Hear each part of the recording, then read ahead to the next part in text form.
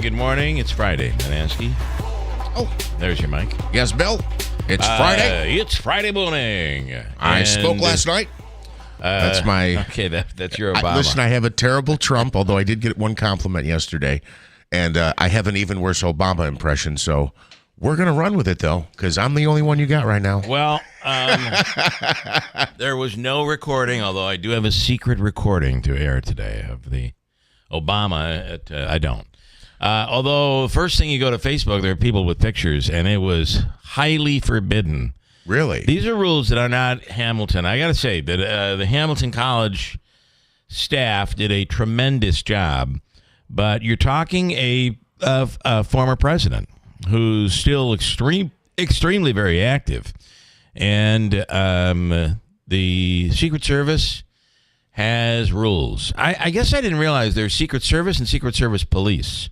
Okay, I guess Secret Service police are wearing guns and fatigues, not camouflage, but, like the police type fatigues. And then there's Secret Service. They wear suits, and they'll kill you. So they were very... So last night, Obama at Hamilton College, and there were about 5,400 people who had tickets. And about 5,200 of them got in. Oh, no. Yeah. So once it hit... Oh, no. Once it hit like 7:10, the Secret Service cut it off and said, that's it. No more can come in. So these are people, many were students and people in the community. Mainly, this was all students. So many staff, students, and alumni that there were really no tickets for the community. So, but it was, so those people were not able to, those people just couldn't get in. And they waited probably for 2 hours in line only to be turned away. So, well, let me ask this. It wasn't a capacity issue, right? Or was it? Because they wouldn't have made 5,400 available. Let me give you the statement that I have here this morning from Vij, and we all know Vij. She's our contact. She's great. There. She's outstanding. She is wonderful. Here's the statement. This evening at Hamilton's Great Names event, about 250 guests were still waiting to enter when the doors were closed by government officials at the start of the program. Due to heightened security, screening times ran much longer than expected due to the limited number of screening machines provided by officials. Government officials followed their required protocol in closing the doors once the program began. The free event was ticketed at 5,400 people. No additional tickets were distributed. And let me tell you, it was tight. Yeah, I'm sure. It was tight. In fact, in the media section where I was, I can do things where, if I'm going to cover a Bills game or a Syracuse game or something, I'll always get an extra ticket, bring my wife, and none of that here. It was tight. In fact, there was one reporter who had her husband sitting next to me, and they came in, and he had to leave. He's not a reporter; he had to leave. So that was kind of interesting, and not a ticketed reporter. Or a credentialed reporter. So anyway, V says the event was ticketed at 5,400. There were no additional tickets distributed. The event was not at capacity, and it was not. About 250 people shy. When the doors were closed by officials, empty seats remained in the field house. That is absolutely true. We understand how frustrating this was for those who had waited so long, probably waiting in line since, I'd say maybe 4:45. And at about 7:10 is when they got cut off. When was it supposed to start? 7. So it was a little bit late. Well, and that's because of Obama taking pictures. There was a meet and greet prior. So I'm assuming donors, members of the administration. There were students, some student people were able to get pictures and that sort of thing. But it was very, very tight. There was no press conference afterwards. He did his speech, which ran over by about 10 minutes. And it wasn't a speech; it was a question and answer with the president of the college. Then says a second overflow viewing area was quickly set up by Hamilton staff, and about 200 guests were able to watch the live stream there. So they were able to take care of some. However, I ran into someone at Carmela's, which, by the way, last night was unbelievably packed. And Davey, are you there? He's here. Say hello so people know you're here. This is radio. Hello, everybody. Hello, I'm Davey. here. Hello, Davey. Sandy from Lacey J's says hello. Oh, okay. I love Sandy. Yeah. She waited on us last night. Sandy's she was awesome. a great. I love Sandy. Yeah. And she said, I just love Davey. So that anyway, she worked her tail off last night because it's a Thursday night. You don't expect things to be busy, and all of a sudden, the only place open was Carmela's, and boom, everybody was there. But at when we first walked in at the bar, there was a couple, and I don't want to say too much, but she works at Hamilton. She couldn't get in, and she was with her significant other, and he said, I can't believe he brought that Manaski back. Oh my God, what is? Are you serious? On? Yeah, no, he was like, I love hearing Manaski. Hearing Manaski. Well, thank you. Yeah, I love hearing me too. I said to him, it's my family. I never shut up. I said to him immediately, should I contact a physician? Are you okay? Are your ears all right? I love Manaski. A second overflow area was set up so that guests were able to watch the live stream. And Veej says, we truly regret that this impacted members of the community who are not able to participate in the special event. I will say, and Veej is wonderful. And it's clearly not her fault. It's very unfortunate that happened. And there's two thoughts. First of all, it was a limited number of tickets, so I think sometimes people think, well, I have a ticket. If I'm 15 minutes late, if I'm a half an hour, I have a ticket, I can get in. And that's not the case when you're dealing with the president and all the security that you outlined. No, so here I am. I'm not saying these people were late. I'm just saying some people sometimes have that attitude. You said they were waiting in line for 2 hours. I'm not saying the people who didn't get in were late and lazy. No, I'm not saying lazy, but I'm not sure had they gotten there exactly the time that was suggested, 4 o'clock for a 7 o'clock event. Yeah. That's early. That is early. And so I did not, we were a little bit late getting there. Surprise, surprise. And and I went to use my parking pass there, and the police were like, I'm sorry, the Secret Service shut it down. That parking lot is closed off, but you can park see that field over there, way over there.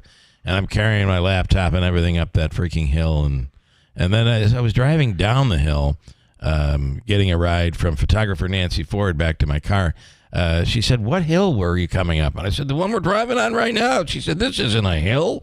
I said, "Will you try walking it, for God's sakes?" This isn't a hill, it's a mountain. It felt like a mountain.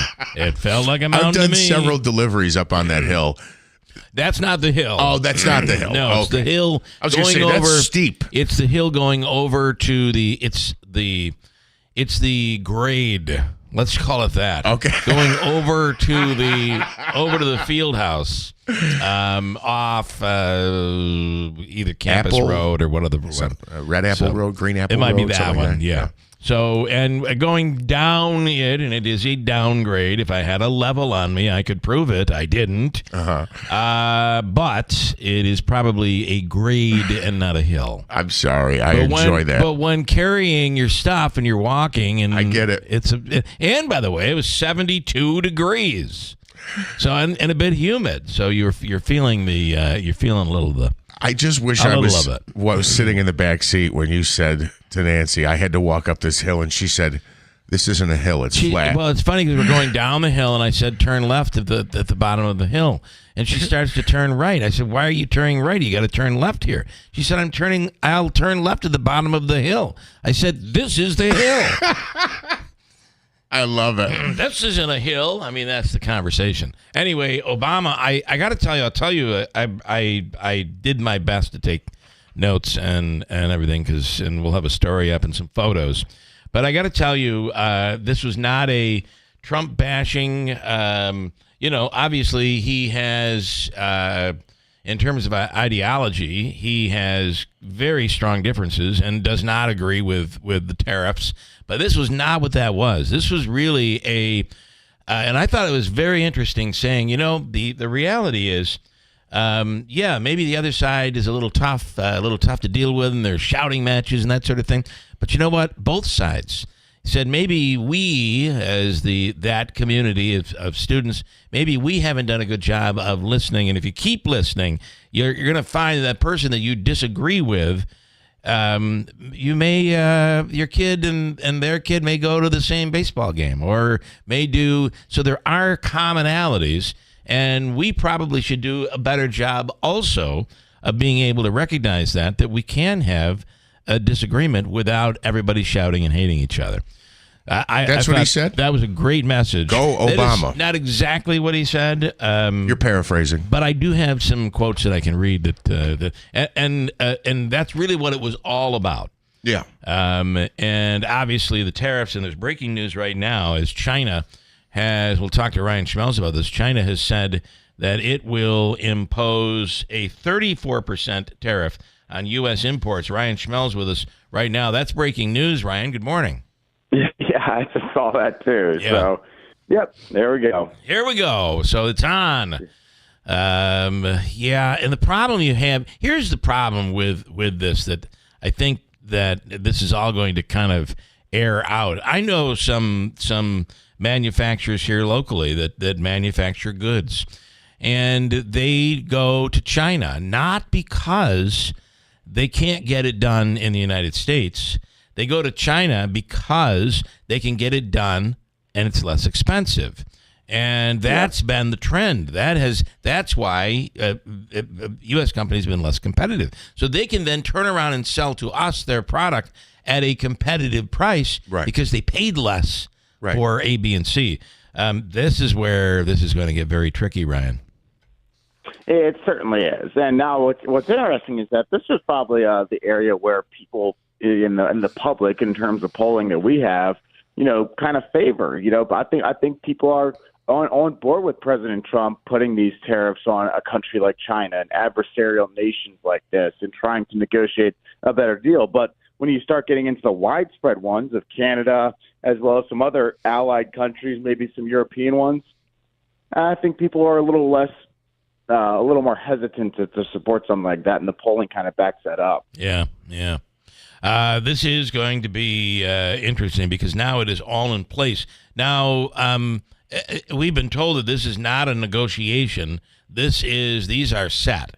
Now that could very well change by the president.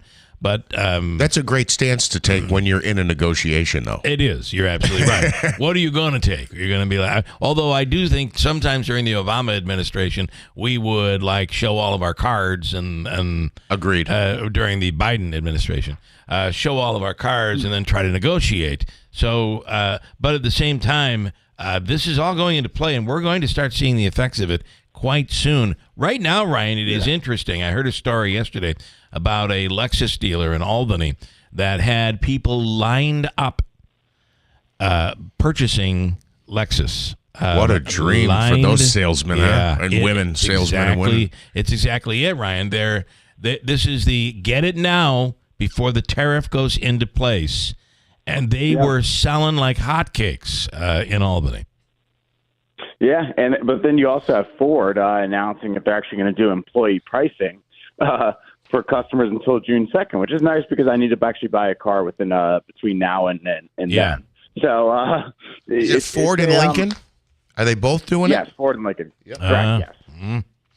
Well, it is going to be interesting to see how everybody reacts to this, but it is, and it has shaken the world. The stock market took a plunge yesterday that we haven't seen the likes of in a long time.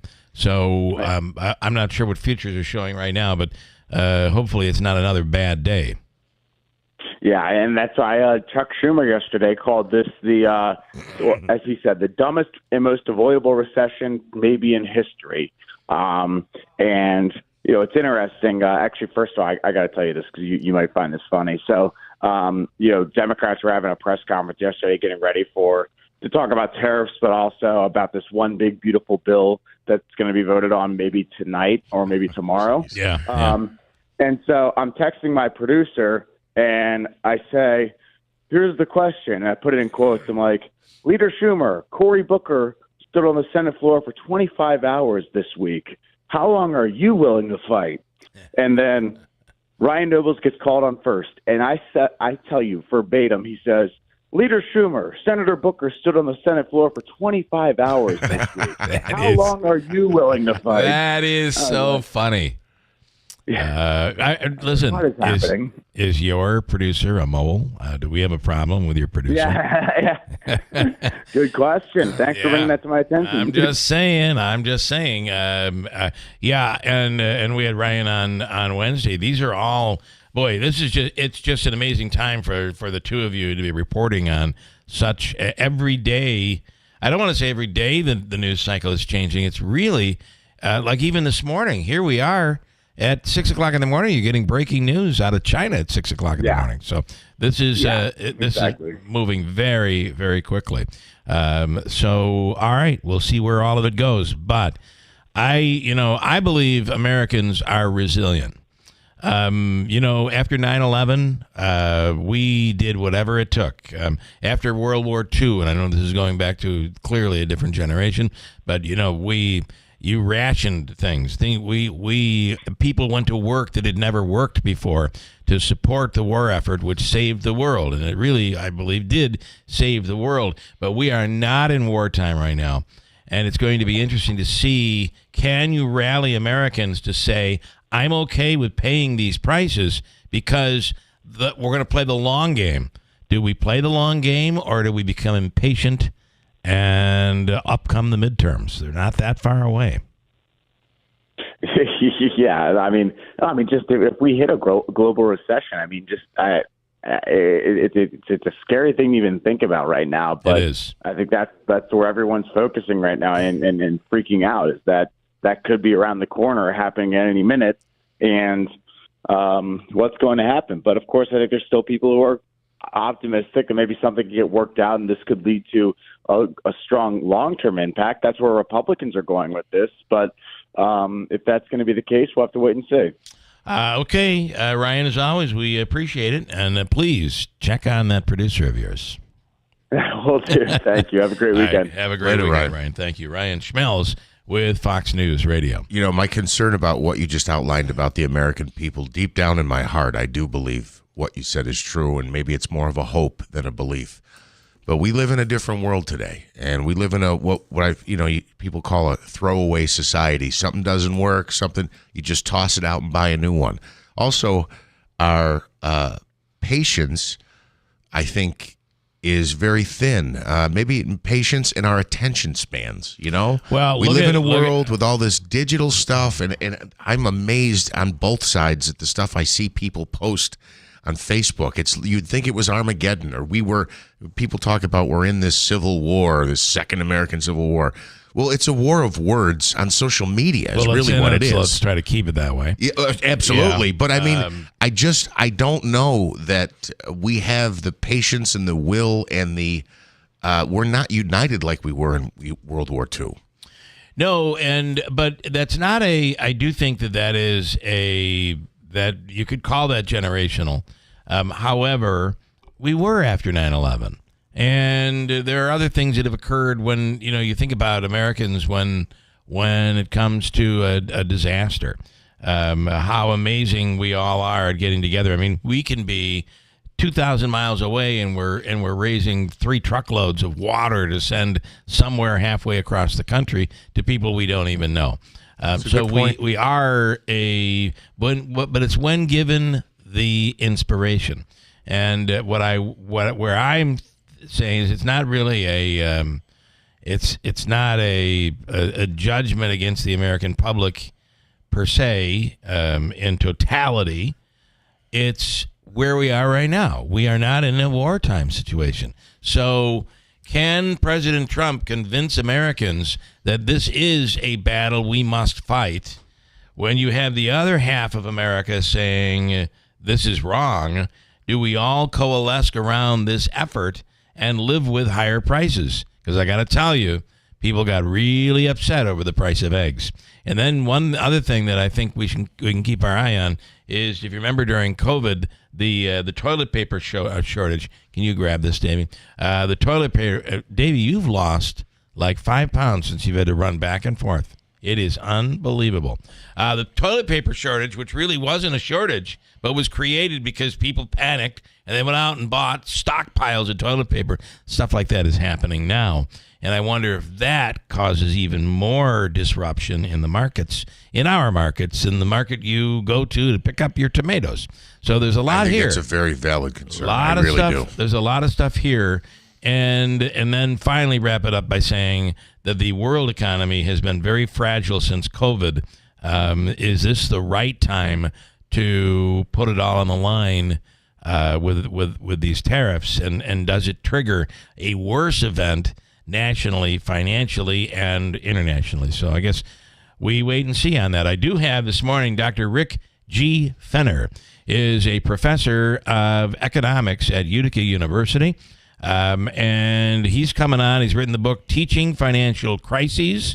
He's the director of Utica University's Mohawk Valley Center for Economic Education, and is also the interim dean of Business and Justice Studies at Utica University.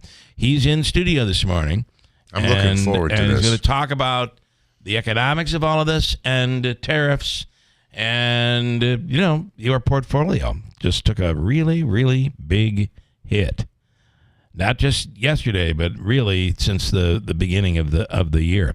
So we'll talk about all of that coming up in a second. So if I can just hop back to the Obama event last night, you said that maybe he doesn't agree with everything and a lot of things that Trump is doing, but he didn't really take shots at him. And I think the current president, with all due respect, because I know a lot of people in our audience love him, he could take a note or two in Obama's class.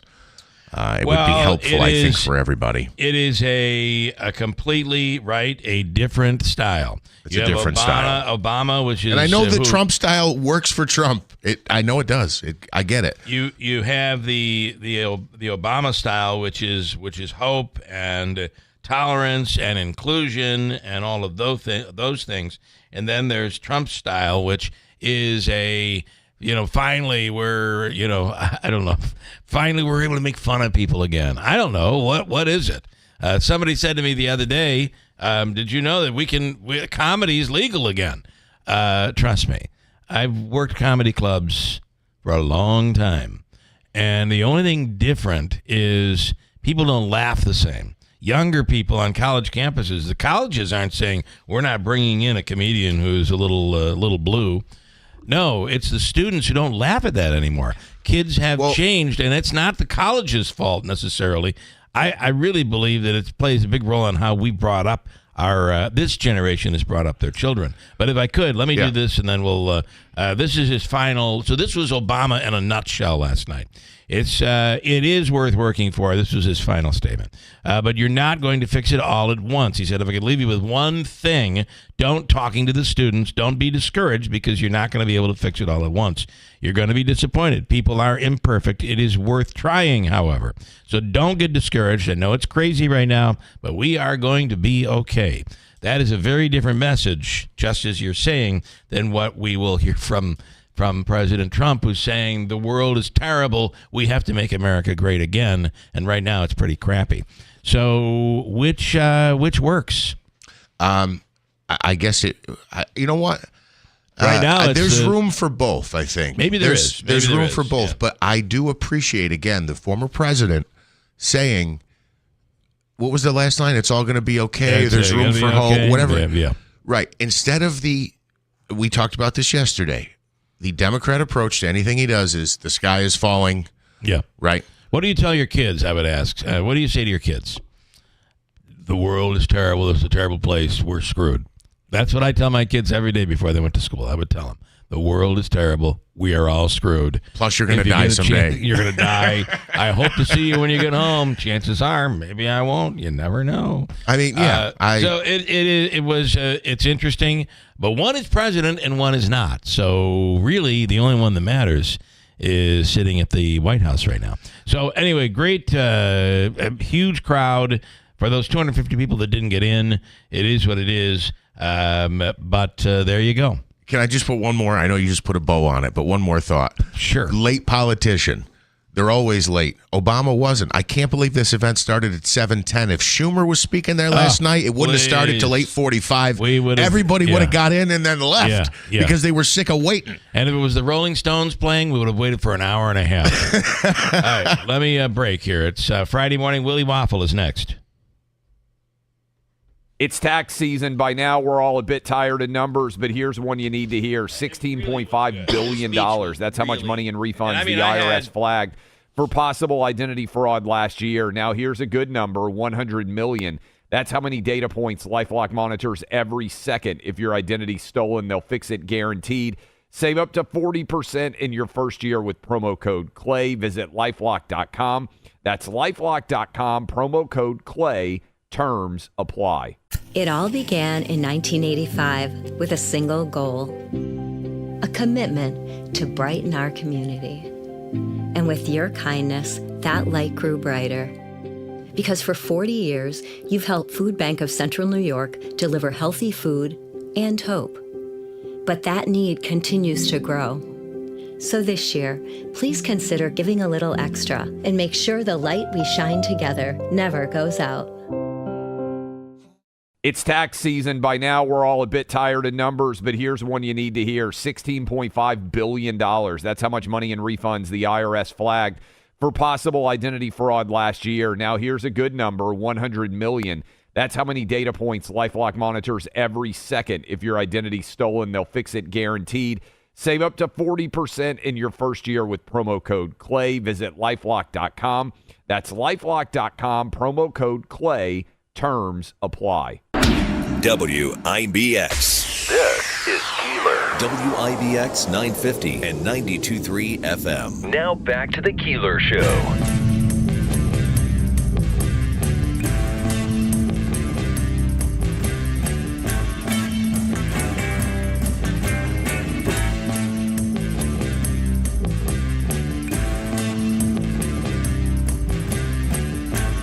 Oh, Divorce. What I was saying is it really was a really good speech, and I had a conservative person at the end come up and say, you know what, I got to tell you, I'm not necessarily a fan of him, but I loved that speech. I thought he had a lot of good points that we could all take away from all of that. It's time for people who disagree to just kind of just find a way to, for God's sakes, find a way for us all to get along. Yeah, agree politics. to disagree and then move on. And then, work together on the issue you do agree on. Roger, I'll give you a word and then I'm going to Willie. Good morning. Good morning. I certainly agree that President Obama is a wonderful president and a wonderful person, but I wonder if he's really relevant anymore. Because he's officially he's not, right? Officially he is not. Who is the most prominent figure in the Democratic Party right now that the entire party would listen to?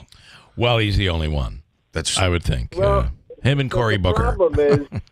The problem is his message is wonderful, but when you look at Schumer and Booker and some of the other leaders, their message is the total opposite. Yeah, they got you're right. You're absolutely right. You're right. And as much as President Obama is giving the right message, I don't think he's relevant anymore in terms of impacting what American people think. Well, one of the things that you have a problem with for Democrats is when you look you look around and you realize the Democratic Party no longer represents anything that resembles you, and they used to be the party of labor. Well, they don't have that right now. So there needs to be a complete reinvention of that party, and otherwise, I don't think there's much that's going to be accomplished without people have got to go. People in leadership have got to go, and you certainly need change. It's a mess. It is. Yeah, I'm with you. All right, Roger, thank you. By the way, if you remember, Obama ran on the word change. And then the other part of this was, and I think somebody asked him backstage about, what do you think about, we're hearing the current president saying maybe there's a run for a third term, and he just laughed is what I was told. But Trump actually talked about that.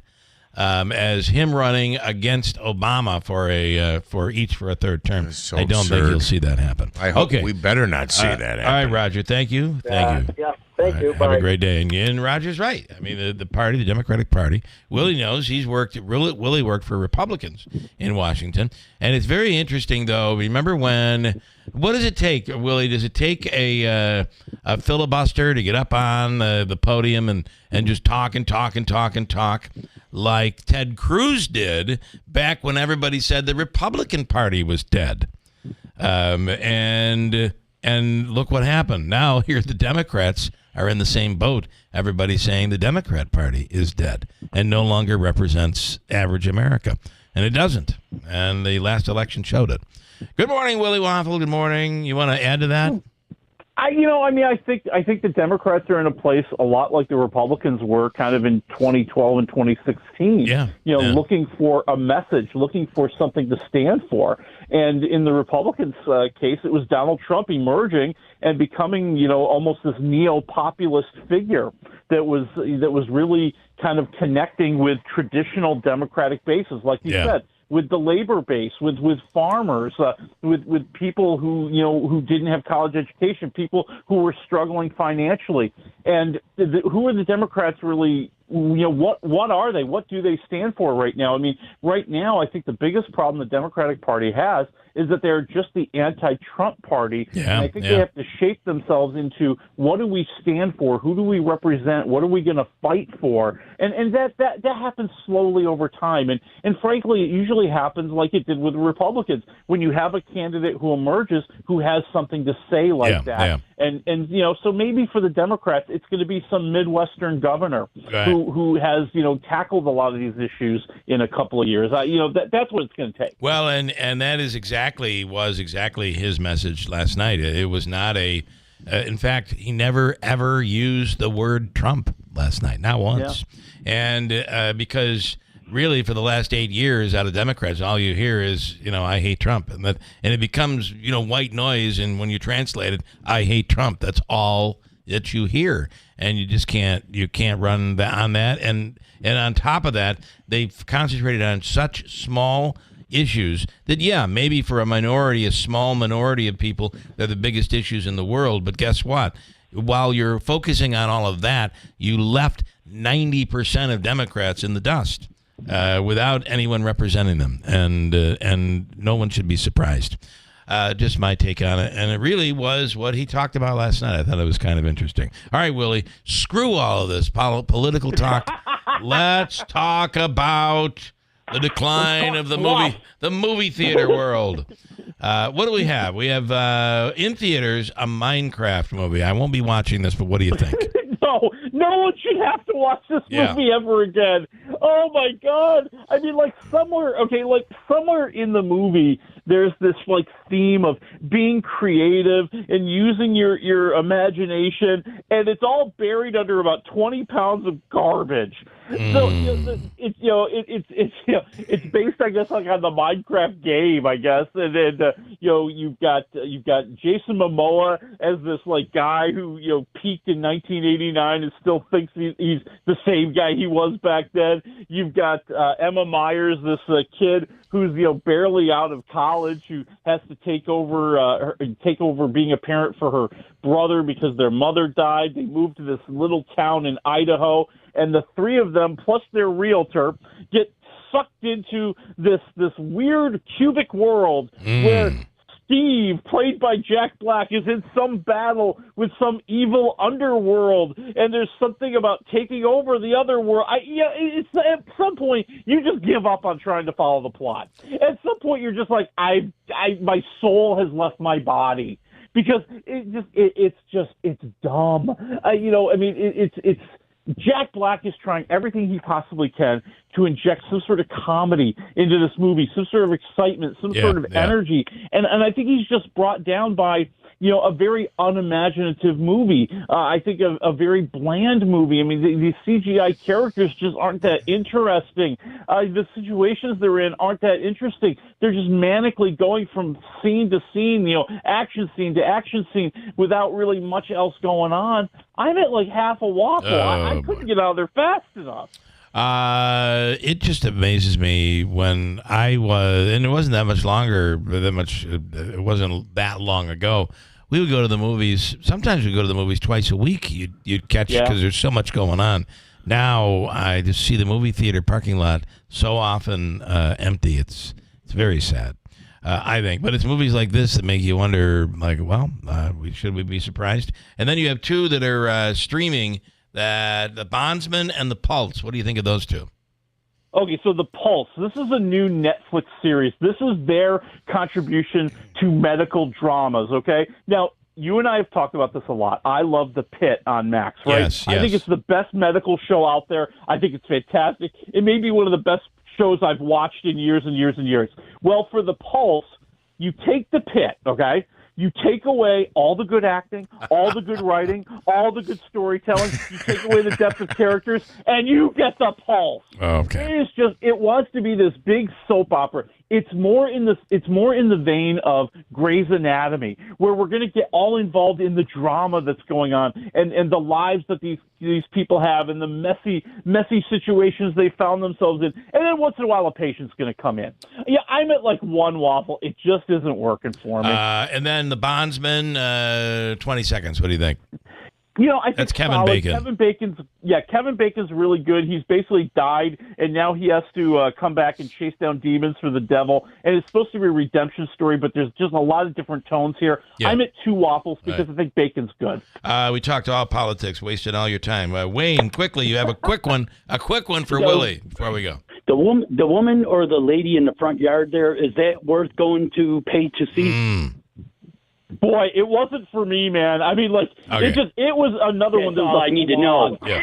Don't go see it. Don't go see it, Willie or Wayne. All right, Wayne, thank you. Wait till it comes out. Thank you, guys. Have a good day. And then next week we'll talk about 4 Beatles movies that are out. 4 of them. We'll get into that. They're coming. They're coming in 2028. Yeah, it's going to be wild. Going to be big. All right, Willie, thank you, man. Have a great weekend. All right, see you next week. Willie Waffle News is coming up at WIBX. Trust and Will knows that we'll all eventually need a will. How about right now? Trust and Will makes creating your will easy, like while you're lounging on the couch easy. Trust and Will is designed by attorneys but customized by you, and all documents are state-specific and secure. Find your plan at trustandwill.com and use offer code RADIO now for 20% off. That's trustandwill.com, offer code RADIO. Trust and Will is an online estate planning service. Visit trustandwill.com for details. Mattress Express's closeout sale on brand new leftover inventory and floor models. Right now, buy a king or queen and get a free adjustable base. Take up to 5 years. From the Stanley Theater Studio, WIBX Utica, Rome, W295EI, WIBX 950 and 92.3 FM, a Town Square media station. More money can be lost on Wall Street. I'm Dave Anthony, Fox News. On top of the more than $2 trillion wiped out yesterday in the biggest stock sell-off since COVID hit in 2020. Stock futures falling again right now. After the Dow's nearly 4% drop, the Nasdaq plunged almost 6% over worries about new U.S. tariffs on just about all imports and other countries' retaliation. But President Trump insisted on Air Force One last night the market will rebound in a manufacturing boom. There are no tariffs if you build your plant or you build your product, make your product in the U.S. On the trip to Florida, the president spoke with traveling press and was asked if he would cut a deal to end the tariffs. It depends. If somebody said that we're going to give you something that's so phenomenal, as long as they're giving us something that's good. Fallout from the tariffs and market reaction were the hot topics on Capitol Hill. Democrats have been vocal about their opposition, while some key Republicans are giving the president the benefit of the doubt. That's Fox's Mike Emanuel. Another Trump executive order is being challenged in court. The one requiring states to follow new rules in federal elections. 19 Democratic-led states are fighting back. The president issued the order last week requiring people give proof of citizenship when registering to vote, and all mail-in ballots have to be received by Election Day. But state attorneys general said the order is an unconstitutional invasion of states' authority to run their own elections. President Trump has said the U.S. has failed to enforce necessary election protection. Fox's Jill Nato. A flooding disaster looms potentially. Advisories from Texas to Pennsylvania. Areas already hit by nasty weather, especially Tennessee, where Governor Bill Lee says. This is a multi-day severe storm that has already produced tornadoes, heavy rains. 5 people were also killed in Tennessee, another in Missouri, and a man died in Indiana when he drove over down power lines and then touched one when he got out of the car. America's listening to Fox News. U.S. Air Force Technical Sergeant Jesse Clark's military service came to an end after a chemical exposure caused a large tumor to form in his brain. As a result, he is paralyzed on the left side of his body, legally blind, prone to memory loss, and in a wheelchair. The Tunnel to Towers Foundation built this hero a new smart home to help him live a more independent life. Help heroes like Jesse Clark. Donate $11 a month to Tunnel to Towers at t2t.org.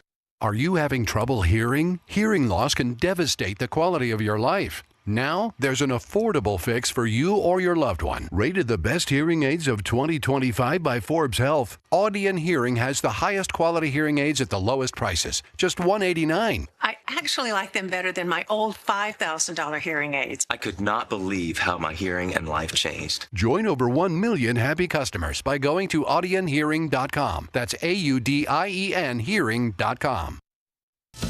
Senate Republicans are hoping to soon approve a reworked budget blueprint that includes a lot of President Trump's agenda using a reconciliation process that only needs a simple Senate majority, meaning Democrats can't block it with a filibuster, but they will still resist. As the Senate gears up for a marathon vote on a bill containing billions in national security and border security, plus trillions in tax cuts and spending cuts, Senate Minority Leader Chuck Schumer is vowing to fight, saying it will add to the national debt and provide tax breaks to the wealthy. People are going to see who's on whose side.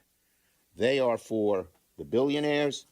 We are for American families. Schumer says the Democrats are planning to offer a number of amendments to the package. While it's not clear what those are, Republicans and the Trump administration argue the resolution will provide a major boost to the economy. On Capitol Hill, Ryan Schmelz, Fox News. Well, we'll get a key update to the economy next hour, expected to show a modest slowdown in hiring for March. It's expected that employers added 140,000 jobs during the month, slightly less than the lower than forecast gain of 151,000 in February. President Trump's tariff campaign has created uncertainty among many employers, discouraging hiring and investment. The unemployment rate is forecast to remain at 4.1% for a second month. That's Fox's Hillary Barsky. Of course, that report could affect the stock market, which is already in turmoil over the new U.S. tariffs, as Dow futures are dropping another 1,100 points right now. The price of oil is also down again today, more than $4, now under $63 a barrel, the lowest price since 2021. Now to the NHL ice, where a win streak continues. Quick pass to Thomas, shoots, and he scores! Robert Thomas's goal in overtime won it for the St. Louis Blues, beating Pittsburgh 5-4 on FanDuel Sports Network. It's the Blues' 11th straight win. It ties a franchise record. I'm Dave Anthony, and this is Fox News.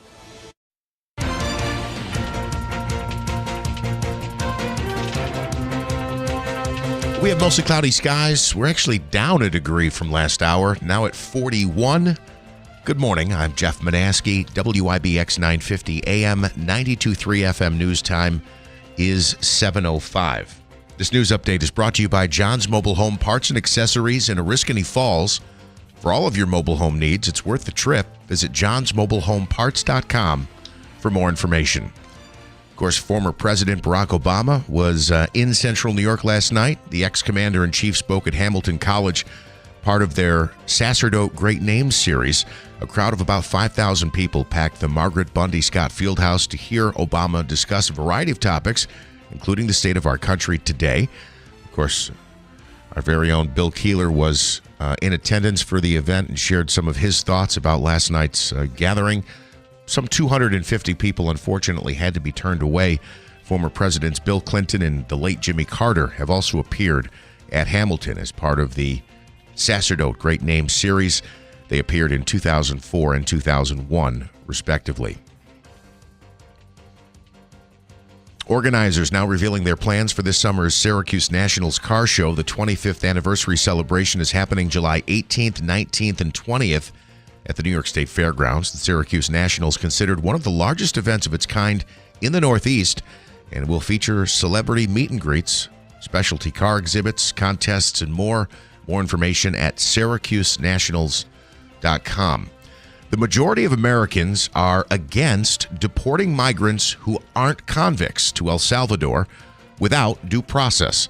That's according to a YouGov survey that showed 6 in 10 respondents oppose sending immigrants without criminal convictions to El Salvador to be imprisoned without allowing them to have a challenge in court. That includes nearly half of respondents who said they strongly oppose those deportations. This as the Trump administration doubles down on its deportation efforts. Meanwhile, the Pentagon's independent watchdog is starting an investigation into the Trump administration's use of the commercial messaging app Signal. It was revealed last week that a chat about U.S. plans to strike Houthi targets involving National Security Advisor Mike Waltz and other top officials also accidentally included a journalist on that message chain. The watchdog says it's launching its probe after a request from top senators. The White House has dismissed 3 National Security Council staffers following that security breach. And one bear recovering after being rescued at the base of Hunter Mountain a couple of weeks ago. The orphaned and malnourished black bear cub was found near some trails on March 15th and is now being nursed back to health at the Friends of the Feathered and Furry Wildlife Center.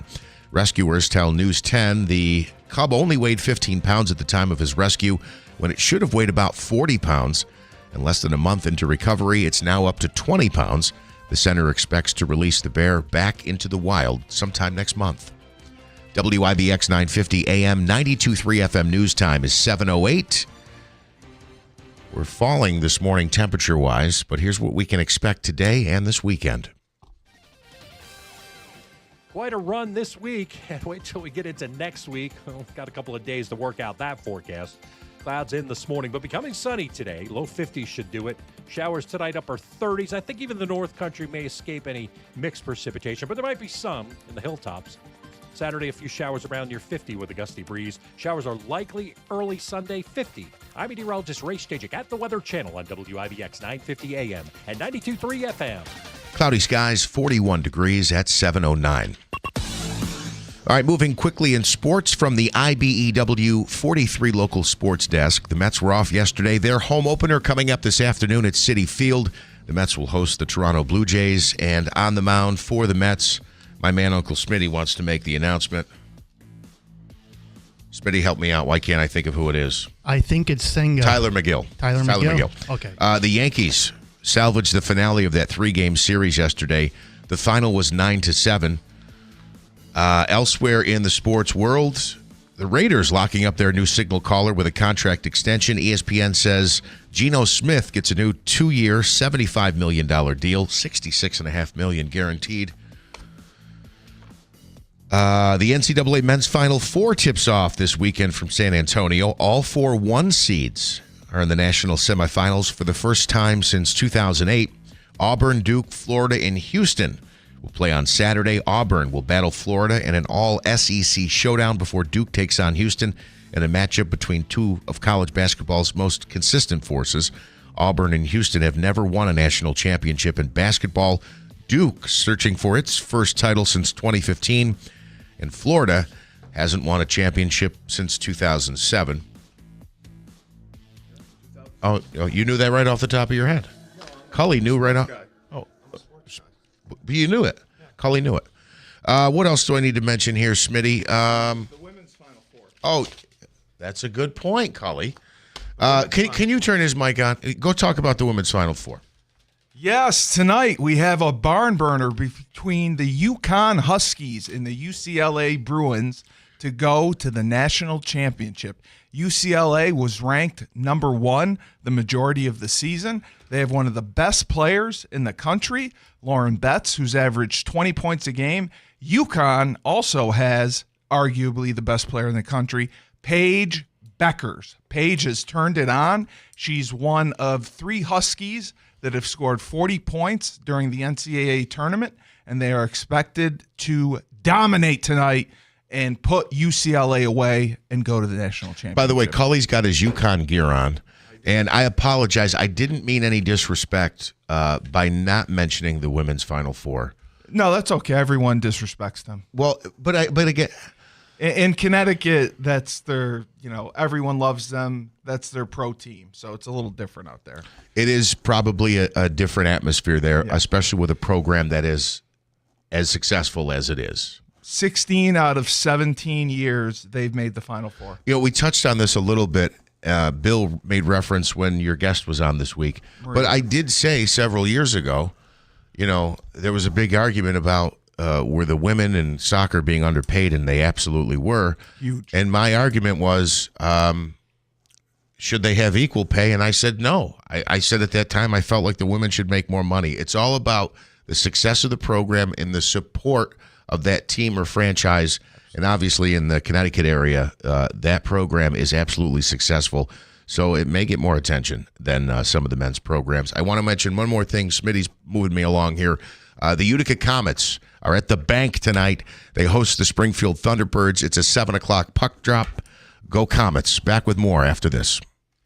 This station is brought to you by John's Mobile Home Parts and Accessories in Oriskany Falls. For all your mobile home needs, it's worth the trip. Visit johnsmobilehomeparts.com for more info. Mattress Express's closeout sale on brand new leftover inventory and floor models. Right now, buy a king or queen and get a free adjustable base. Take up to 5 years to pay with no money down for qualified buyers and no credit check payment plans available as well. BME Company Business Machines and Equipment has been delivering office solutions for businesses in upstate New York for over 30 years. Their success comes from finding the right document management strategies and software solutions for streamlining workflows. Simply put, BME provides fast, reliable service at the best value to keep your business running smoothly. Through BME's strategic partnership with Hummel's Office Plus, they distribute supplies for just about every machine in your office at a great price. BME welcomes the opportunity to serve your business, selling, leasing, and service in Canon and Kyocera devices, as well as FP mailing solutions. An important part of BME's culture is supporting the communities they're fortunate to work in, and BME recognizes that support is one reason for their success. The future of business in BME's area is encouraging, and the company is grateful to be a part of that growth. Call BME Company at 315-574-8200 or visit BMEcompany.com. BME Company Office Solutions. Made simple.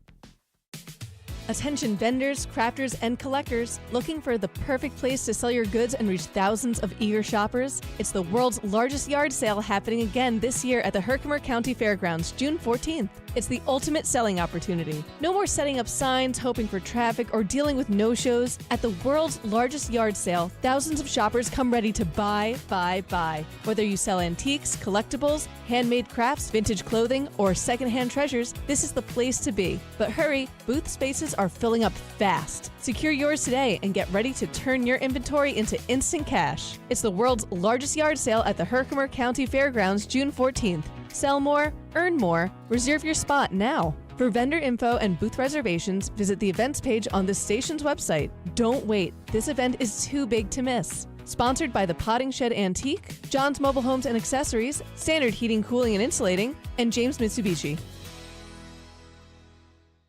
This message comes from Viking, committed to exploring the world in comfort. Journey through the heart of Europe on an elegant Viking longship with thoughtful service, destination-focused dining, and cultural enrichment on board and on shore. With small ships that bring travelers closer to the destination, there's more time to explore. And every Viking voyage is all-inclusive, with no children and no casinos. Discover more at Viking.com. Hey, Central New York, this is Will Kane of The Will Kane Show, and you can now hear my show every weekday at WIBX. I do things a little differently when I'm behind the microphone because I turn it over to the listeners to learn and really dig into the issues that impact everyday Americans. The Will Kane Show lets you keep ahead of the headlines and understand what's really going on in the world with in-depth discussions from leading experts and the brightest minds. From politics to sports, nothing is off topic. Listen to The Will Kane Show weekdays at 6, only on WIBX 950 AM and 92.3 FM. This is Keeler in the Morning. WIBX 950 and 92.3 FM.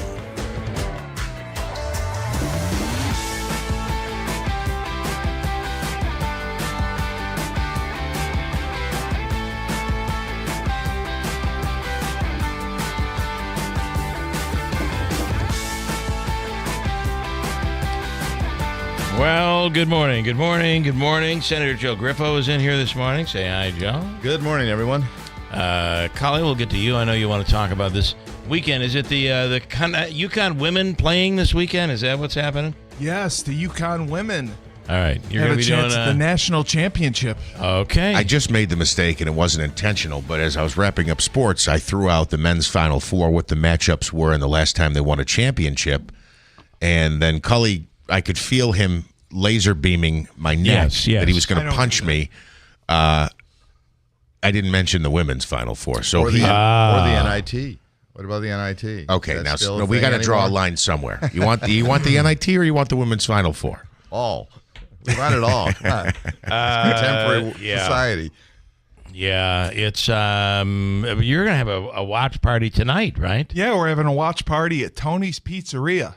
In Washington Mills? Yeah. Oh, that's home of the Italian buffet, lunch and dinner. Yes, very good. nice. Very good. Okay, Senator, we have a lot to talk about. I'm surprised. I know you've been busy. I'm surprised we did not see you with Obama last night, who was in Clinton last night. Well, I was in Albany. So, I know you were, yeah. We're like Till late. sequestered. Yes. Playing around But, with this ridiculousness. A lot of things going on there. All right, we'll But, talk about that I did have an coming up. opportunity to meet the former president another time, so I'm sure it was a great night last night from what I'm hearing. It really actually was, and his message really was one of, you know what? It's not all the other side. We have to learn to listen and tolerate and realize that, you know, maybe that person your ideology is different, you don't agree with. You may find some common ground, like maybe, you know, you both take your kids to a hockey practice or something. And at the end, he noted somebody had brought up something, and I forgot. And he said, "You noticed that earlier I referenced hockey." He said, "I grew up in Hawaii. I have no idea what is. I don't know anything about hockey. I didn't grow up playing. He knows less than you do about hockey. Yeah, that's right. I don't know what icing is." And he said, "Could you imagine if I said to you, you know, it's kind of like when you were growing up, and maybe the person and your kid, they both take surfing lessons or something." I thought it was kind of funny, and I butchered it the way he said it. But the message is both sides, not all one side. Both sides got to just simmer down. And remember, we're all on the same team. Salient message. Yeah. Absolutely. Okay, let me go to, if you're going to the Comets game, Comets are tonight, I think, and tomorrow night. Is that right? Tonight, you're right, tomorrow night as well. They host Providence tomorrow night, Yeah. 7 o'clock, both nights. And if you're looking ahead to next week when we're supposed to get some snow showers, Wednesday night they're home as well. So 3 straight home games for the Comets, including tonight and tomorrow at the Bank, 7 o'clock start. All right, there you go. The Comets, this is, if you ever run into, at the Comets games, Comet Section Carl. Did I say that right, Davey? Is that correct? I think it is. Carl, Davey's walking by. Carl, are you there? Good morning. Yeah, you got it. Comment. That's right. Comment section, Carl. Oh, Just a quickie, and I got to comment. get back to the comment section here. Okay, all right. Listen, I'm calling about these What's wrong? thumb suckers. I'm calling about these thumb suckers, emotional support animals. I mean, if you can't fly without a golden retriever on your lap, it's time to try Amtrak. You like traveling with dogs?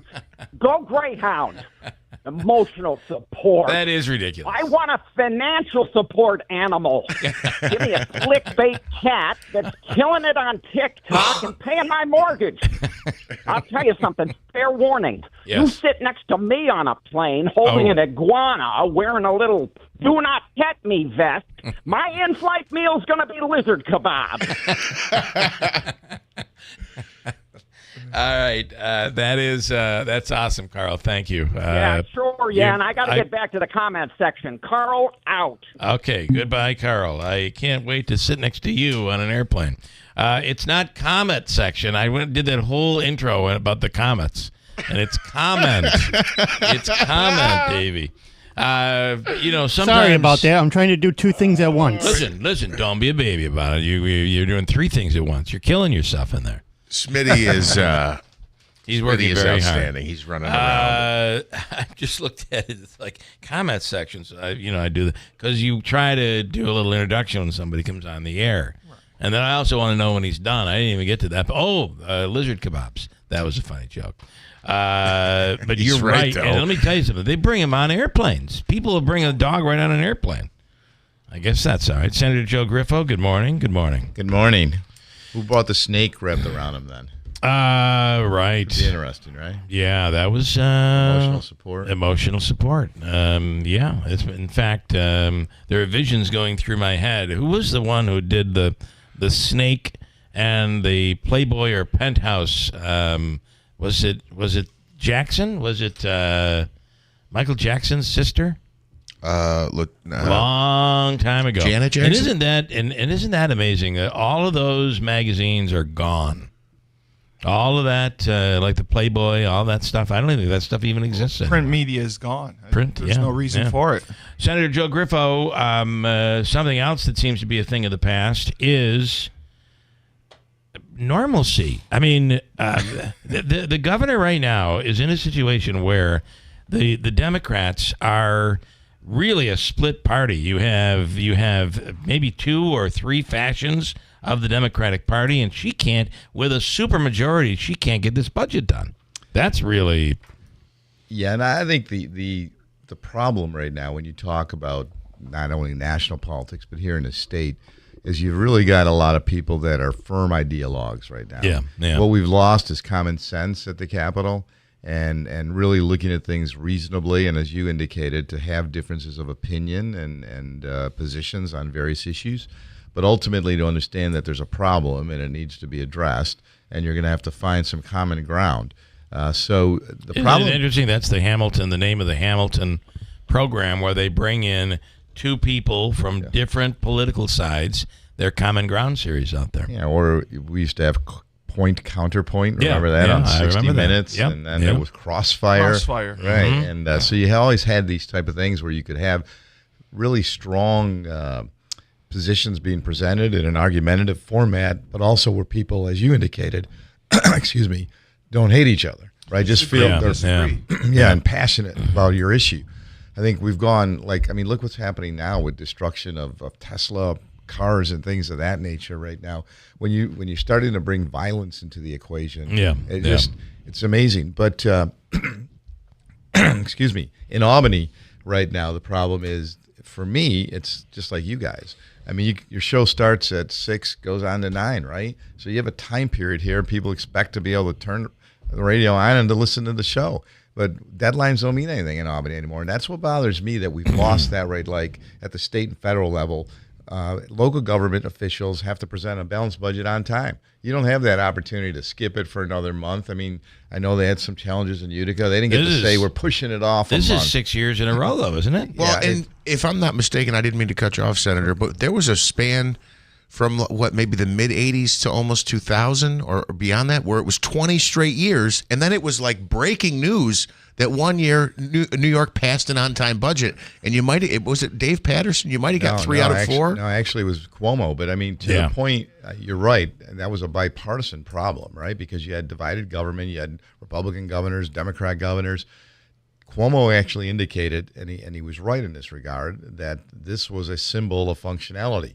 And people, and as I told you, you can't think about going to a doctor's appointment. You had a doctor's appointment, say, at 8 o'clock this morning. You don't get to walk in at 9:30 and say, I'm here, But all of a sudden, deadlines are meaningless to us. And you can hear the governor talk about, I'm being firm in my position, or some of them say, better to have a good budget late than a bad budget on time. Well, how about doing a good budget on time, because that's your role and responsibility? Well, that's the better solution. But what do you think of that? What if we're trying to hit a deadline and we drop the ball or don't do things correctly? If we had another 2 days, we could work it out, and it would be a good budget. Right. Well, I think it's all ridiculous. And first of all, right now, as of April 1st, well, can I say it's extremely ridiculous, because they have a supermajority. Right. You have Democrats in the Senate and in the Assembly, and a Democratic governor. This should be easy, right? But it's before not. You had divided governments, so you had different perspectives, and you still, like I said, under Cuomo, you actually were able, in a divided legislature, Republican Senate, a Democrat Assembly, Democrat governor, to prove that you can get it done. Yeah. The other problem is you bring policy into the document. And when you start looking, right now this budget is being held up. Believe it or not, I think there are serious financial issues that are being ignored. Structural deficits in this state that just all of a sudden have nobody's worried about them. And I think they'll all come home in 2027 because next year you have an election year and this year they're ignoring it. So in 2027, I think it's going to be pretty challenging here. But we have obligations to school districts, things of that nature. Those individuals are now crafting budgets that they're going to have to present in a few weeks. And to not be able to give them an idea of what to expect or anticipate is just so wrong. And the policy issues, and we can get into this, what the governor's talking about, actually, some of them I understand and appreciate right now. When you talk about involuntary confinement, when you talk about the mental health issue, when you talk about the cell phone ban from bell to bell, when you talk, I don't like that though. But well, I mean, we can get into that. I understand what you're saying, but and I actually have a proposal for that. That maybe again, if we use common sense, we can maybe accomplish the same objective here to avoid distraction, but also to recognize that in some cases they're a useful educational tool potentially, right, and to be utilized in the curriculum. And then the other two things she's talking about are the mask ban, which if you think about it, before 2020, this wouldn't even be an issue. You can't go into a bank with a mask. I mean, just think about this stuff. And post-COVID now, my bank has a sign that says you cannot enter if you're wearing a mask. But they're starting to take on that role and responsibility because people have just lost control of that. So, and then you can, by the way, enter my bank with a gun, but not a mask. And then no discovery. Masks. Then there's discovery issues, which is that's terrible. So again, those are the issues that now the governor, I think, is standing firm on. Even though, in my opinion, they're not going far enough because they implemented these things. Now they're actually hearing and listening to people and knowing that there's a repercussion potentially at the polls. So that's why you're starting to see some action. Well, and listen, there's no more of a larger debacle than the prison mess. And we'll get into that right now. That is the answer to that is so wrong too. Managed so poorly. And Joe, would you agree that the more something doesn't get done, the more tension rises and it begins to boil? Now, and it's both sides. Right. So the corrections officers get spit on or urine thrown on them. They can't do anything.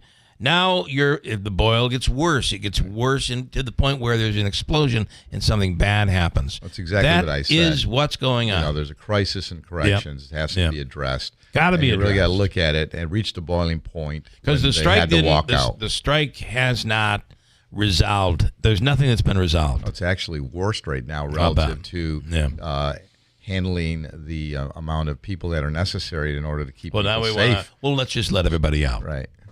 So we can get into just that. A mess. Cully, you're holding your hand. Are you waving to me? Or are you? Okay, go ahead. What do you want to say to this? Senator It's kind of like the press. This is first of all, Meet the Press. You're friends with my uncle Jim D'Onofrio. He wanted me to say hello. Secondly, have you ever asked him about the crows? No, I was going to ask about the Hochul lady. D'Onofrio? Jimmy's a good guy. Hochul served a long time in the county legislature. Yes. Jim D'Onofrio, I did I should bring it in. Someday when you're here, I'll bring it in. I did a crank call on him, and he was a wonderful, very angry person. I've him a million times. Which made that call one of the greatest crank calls I've ever done. But anyway, I digress. I just wanted to ask, because this Hochul lady's running the state right now. If the situation didn't happen with Cuomo, would Hochul be where she is right now? Would she be running? No, probably not, because she was a lieutenant. Right? But we've seen a lot of this. In fact, I have legislation to address this too, the role and responsibility of transition in state government. Because we've had now, since 2006, when Spitzer was elected, you've had 2 governors resign. You've had 2 people chosen as lieutenant governor by the governor, not even through the electoral process. She was elected on a team with Cuomo, so she just took over, as a result of that, but then won in her own right in a very close election. Yeah, but again, she's an elected governor. So I think that, but his point about would she have had the prominence because she ran. She took over and was the governor. Would Gerald running. Ford have been? I mean, think about what happened back then. He lost after I 2 understand years. that, but would he ever been president? No. I mean, and think about how many 3 vice presidents during that time. And actually, in that regard, Ford actually was never elected to national office because he was appointed vice president and then became the president. Yes. Yeah. So, I mean, it's the way our government works. By the way, though, he really inspired Chevy Chase when he fell down the stairs. If you remember, Chevy Chase began a whole career of falling while not looking anything like Gerald Ford, but the fall seemed like it was Gerald Ford. That was a great part of Saturday Night Live. All right, I have to break. I have some comments here we'll get to. Additionally, we're going to talk about the tariffs.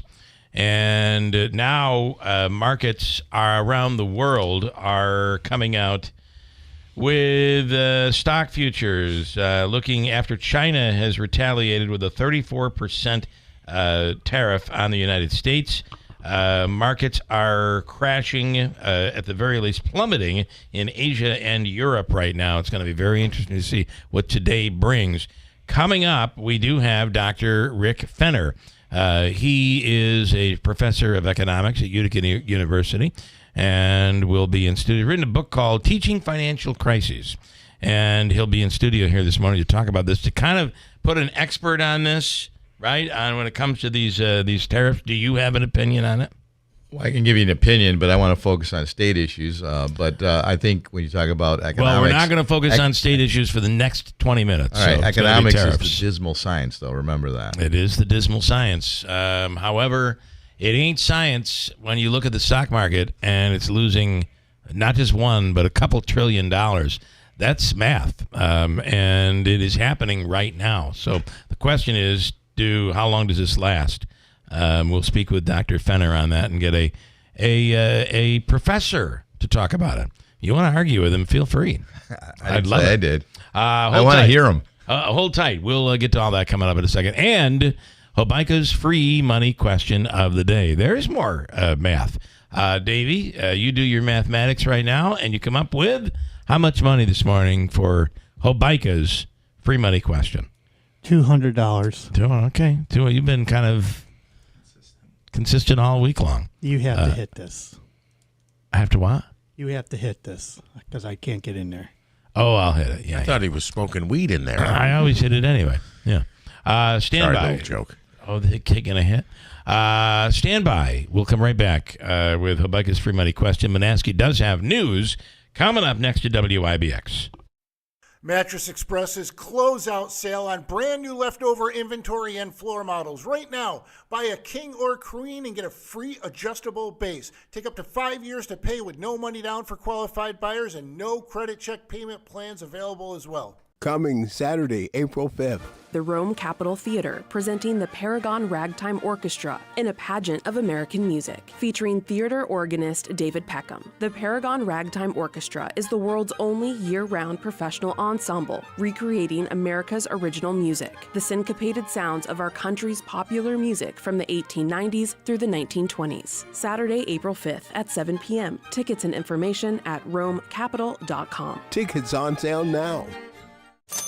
Seems everything costs more these days. Gas, groceries, and when's the last time you checked your wireless bill? When it comes to Big Wireless, if you're staying, you may be overpaying. Switch to Consumer Cellular and get your second month free for a limited time. You'll get the same fast, reliable nationwide coverage without the big wireless bill.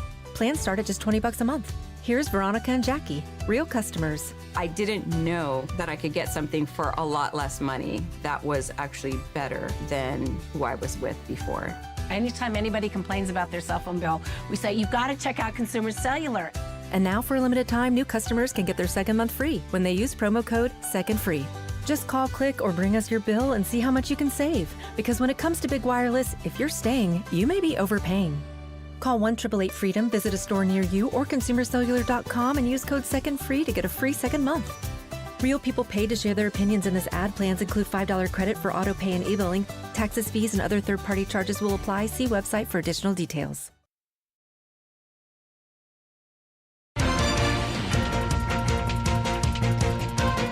Mostly cloudy skies, 41 degrees. Good morning. I'm Jeff Manaski. WIBX 950 AM, 92.3 FM news time is 7:36. Ford extending employee discounts to customers as the auto tariffs are going into effect. The Trump administration imposing a 25% tariff on imported vehicles. The automaker's campaign is expected to run through June 2nd. It applies to Ford and Lincoln vehicles. Again, you do not need to be an employee now, at least for this promotion, to get their employee discount. Ford's director of U.S. Sale and Dealer Relations said that while the inventory levels are, quote, super healthy, unquote, the program aims to calm uncertainty among customers. The Supreme Court will determine whether Planned Parenthood can participate in Medicaid. The High Court hearing arguments over the abortion provider in South Carolina. It's at the center of GOP-led efforts to keep Planned Parenthood from receiving public funds. Under Medicaid rules, people who are eligible can get health care from any provider that is willing and qualified to participate. South Carolina argues that Planned Parenthood is not qualified to provide health care because it performs abortions, which the state considers a denial of a right to life. The organization, meanwhile, argues that choosing your own doctor is a fundamental right that Congress intended to protect. Members of a Mennonite church are at the epicenter of a measles outbreak in Texas. There are also at least 16 measles cases in a Mennonite community in Mexico, about 5 hours south of El Paso. The World Health Organization believes there's a link between the cases and the Mennonite communities in Texas and Mexico. The measles outbreak has also spread to New Mexico, Oklahoma, Kansas, and is now up to over 500 cases. And a new study says a shingles vaccine may protect against dementia. The study was published this week in the journal Nature. It looks at data from over 280,000 adults, older adults in the UK, and it found those who were vaccinated for shingles were 20% less likely to develop dementia than those who were not vaccinated. A previous study has found an association between the shingles vaccine and a lower risk of dementia in women, but this is the first study that included those who were not vaccinated. WIBX 950 AM 92.3 FM News Time 7:38. There's a chance we could see some snow showers next week. Before we get to that, here's this weekend. Quite a run this week, and wait till we get into next week. We've got a couple of days to work out that forecast. Clouds in this morning, but becoming sunny today. Low 50s should do it. Showers tonight, upper 30s. I think even the North Country may escape any mixed precipitation, but there might be some in the hilltops. Saturday, a few showers around near 50 with a gusty breeze. Showers are likely early Sunday, 50. I'm meteorologist Ray Stajic at the Weather Channel on WIBX 950 AM and 92.3 FM. Cloudy skies, 41 degrees at 7:39. And Davey, I think I can do this in here. I think I can. I've got this here, so I can handle it. You can stay in there without having to run back and forth because you're losing too much weight. This is terrible. I can't. I mean, look at him. He's thin, skinny, thin as a rail. Thank you. Okay. Let's do Hobica's free money question of the day. This morning, it's worth $200 and very topical. Which caller number are you looking for? 4. Fourth caller right now. Chance to win from Hobica and WIBX 315-736-0186 right now. The #1 teacher comedy show in the world is back and better than ever. Bored Teachers, The Struggle is Real Comedy Tour. Coming to the Stanley Theater May 2nd. An unforgettable night of laughter. The Bored Teachers bring the comedy curriculum to the concert stage. May 2nd at the Stanley Theater. Tickets at the Stanley Theater box office and Ticketmaster.com. Produced by Magic City Productions. We love you, thank you! It's tax season. By now, we're all a bit tired of numbers, but here's one you need to hear. $16.5 billion. That's how much money in refunds the IRS flagged for possible identity fraud last year. Now, here's a good number, $100 million. That's how many data points LifeLock monitors every second. If your identity's stolen, they'll fix it guaranteed. Save up to 40% in your first year with promo code CLAY. Visit LifeLock.com. That's LifeLock.com, promo code CLAY. Terms apply.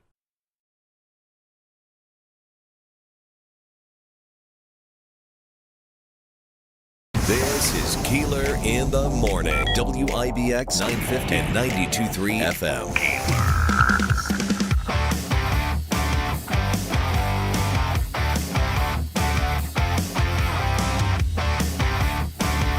All right, time for Hobica's free money question of the day. The Hobica Law Firm, Joseph and Andrew Hobica. And for all of your legal needs, 315-724-1600 is the phone number.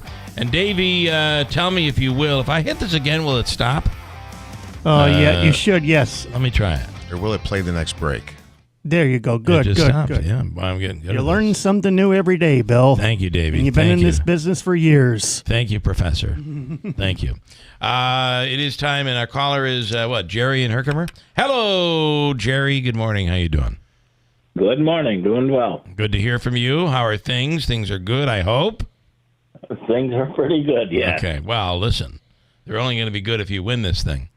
So this is, Jerry, this is a very topical question today. And what I love about this question is you will have a 1 in 6 chance of winning, no matter what. All right? Those are pretty good odds, considering we all know the odds when it comes to the lottery and Mega Millions and all that. All right, so this is from the category, which one doesn't belong? Which one doesn't belong? Are you ready?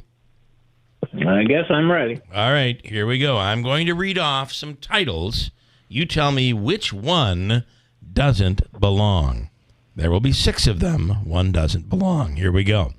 Please, Please Me, Love Me Do, I Want to Hold Your Hand, She Loves You, Twist and Shout, and Can't Buy Me Love. Which one doesn't belong?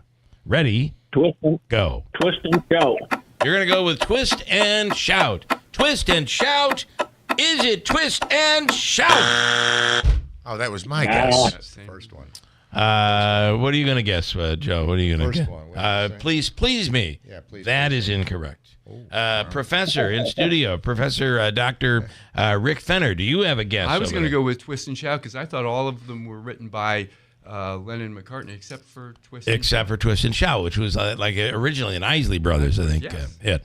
All right, the correct answer, Jerry, is Love Me Do. And here's why it doesn't belong. On this date, April 4th, 1964, the Beatles, for the first time in Billboard chart history, owned the number 1, 2, 3, 4, and 5 song in America. And by the way, that number 1 song was Can't Buy Me Love. Love Me Do was not in that list. That was a tough. That is a tough one. For $200, maybe 2,000. Whoa. That's a tough one. I think he needs a do-over. May I go to the professor of economics? I would say a 1 in 6 chance is pretty darn good. Well, yes, except I think this was a tricky question. It was tricky. It was tricky. It was tricky. All right. See, I was thinking it was what song was. We all thought the same, right here. So Jerry, right now, Senator Griffo has decided he wants to pay you. He's going to pull out of his. He's adding a budget bill as we speak. All right, stand by. We're going to give you the all-in-one food and fun card, Jerry. It was fun. You have a great weekend. Thank you so much. Thank you. You have a good one. All right, thanks. Davey, you got him. All right, in studio right now is Dr. Rick G. Fenner, and he is a professor of economics at Utica University, currently the interim dean of business and justice studies at Utica University, and the co-author of the book, Teaching Financial Crises. And Professor, Doctor, good morning. Thanks so much for coming in. Thank you for inviting me. I wanted to get a professional look at what is going on right now. A lot of economists are looking at this and shaking their head, saying this is the wrong move. What are your thoughts? We're talking about the tariffs. Well, this is one of those issues. People like to make fun of economists, saying they can never agree on anything. Yes. Well, this is an issue in which I would say 90% of economists agree that tariffs do not make countries better off. That, and Rand Paul said this best, the libertarian senator from Kentucky, this is a tax. This is a tax. It is a tax. That is paid mostly by the consumers of products in the country that are issuing the tariffs. The problem you also have with this is when President Trump had the press conference the other day, I have 2 reports that I found that both fact-checked much of what was said, talking about history, talking about what actually caused the Great Depression. And had we stuck with tariffs, that wouldn't have happened. That is absolutely historically false. Smoot-Hawley was part of the reason that the Great Depression occurred. And there are people that are now talking about the term stagflation, which we had in the 1970s, where it means the economy is not growing and prices are going up. You get the worst of both worlds, higher unemployment, more inflation. And these tariffs have the potential of bringing that back. It is interesting because we just went through a very difficult pandemic that shut down the economies around the world. And through all of this, probably, and not probably, one of the most, if not the most stable economy, even though it's still fragile, was our economy. Right. And everything has now been disrupted. We're looking at stock markets around the world plummeting today and yesterday.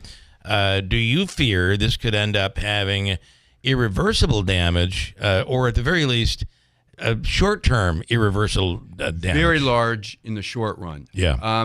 It's interesting. I said that this is an issue that economists, whether they be Republican or Democratic, liberal or conservative, agree that tariffs are not the right way to go. Well, you don't need to even go to economists. As you mentioned, markets, which again are not political, they answered the question yesterday. When Trump finally came out with the tariffs, the stock market plummeted. Yeah. And those are people who are trying to make money off of bets that the economy is going to be stronger and that businesses are going to be growing. And they said yesterday they believe that businesses are going to be worth less in the United States in the months and years coming forward because of the tariffs. But what about, you do have the president saying, listen, I understand there's going to be some short-term pain. There is going to be some pain. And much of that, by the way, is going to hit the middle class. Almost all of that's middle class and even below the middle class, because they're the ones that spend more of their income purchasing goods. Wealthy people like us around the table here, we are able to save some of our money, and so we're not going to be affected quite as much as middle class and below. I know what table you're sitting at. I'm at the wrong table. Professor Fenner's going to give him the $200. That's right. It's like, So, but what the president is saying, though, is this is going to bring back manufacturing. Now, the thing that makes me a bit nervous about that is I watched Wolfspeed built, which is really still trying to build, it seems. And by the way, their stock prices up there have just plummeted. We're looking at Micron. It'll be 3, 4, 5 years before that's up and operational. Well, that's if the Trump administration doesn't cut that and try to pull that money back. So on the one hand, they're trying to say we're going to strengthen the economy using tariffs, which most economists don't believe work well in that. Yeah. At the same time, trying to pull back on investments in the upstate New York economy, which have been successful. Right. It looked like that was going to be, that has been promising a lot of jobs. There was a textile person on Kilmeade yesterday, which is after our program at 9 o'clock, and from Fox Business. And she talked about, or I guess it was Kilmeade speaking about someone that he had spoken with who's in the clothes making business, basically saying that today people in India, people in China, they know how to make clothes. It's not like you just buy the equipment and all of a sudden we're making shirts and pants and suits. Right. Italy, of course, when it comes to, this is going to take us not only a long time to rebuild these facilities, but then to train the people to work in them.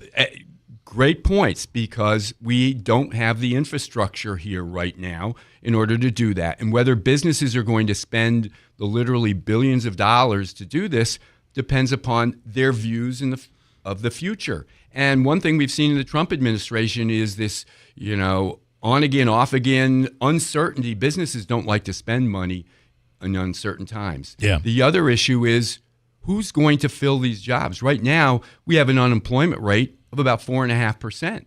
What are we not going to produce? And at the same time, we're kicking people out of this country who are working in jobs. So who's going to fill all of these job openings, even if the businesses do build the factories? There's another theory. Senator, do you want to get into this?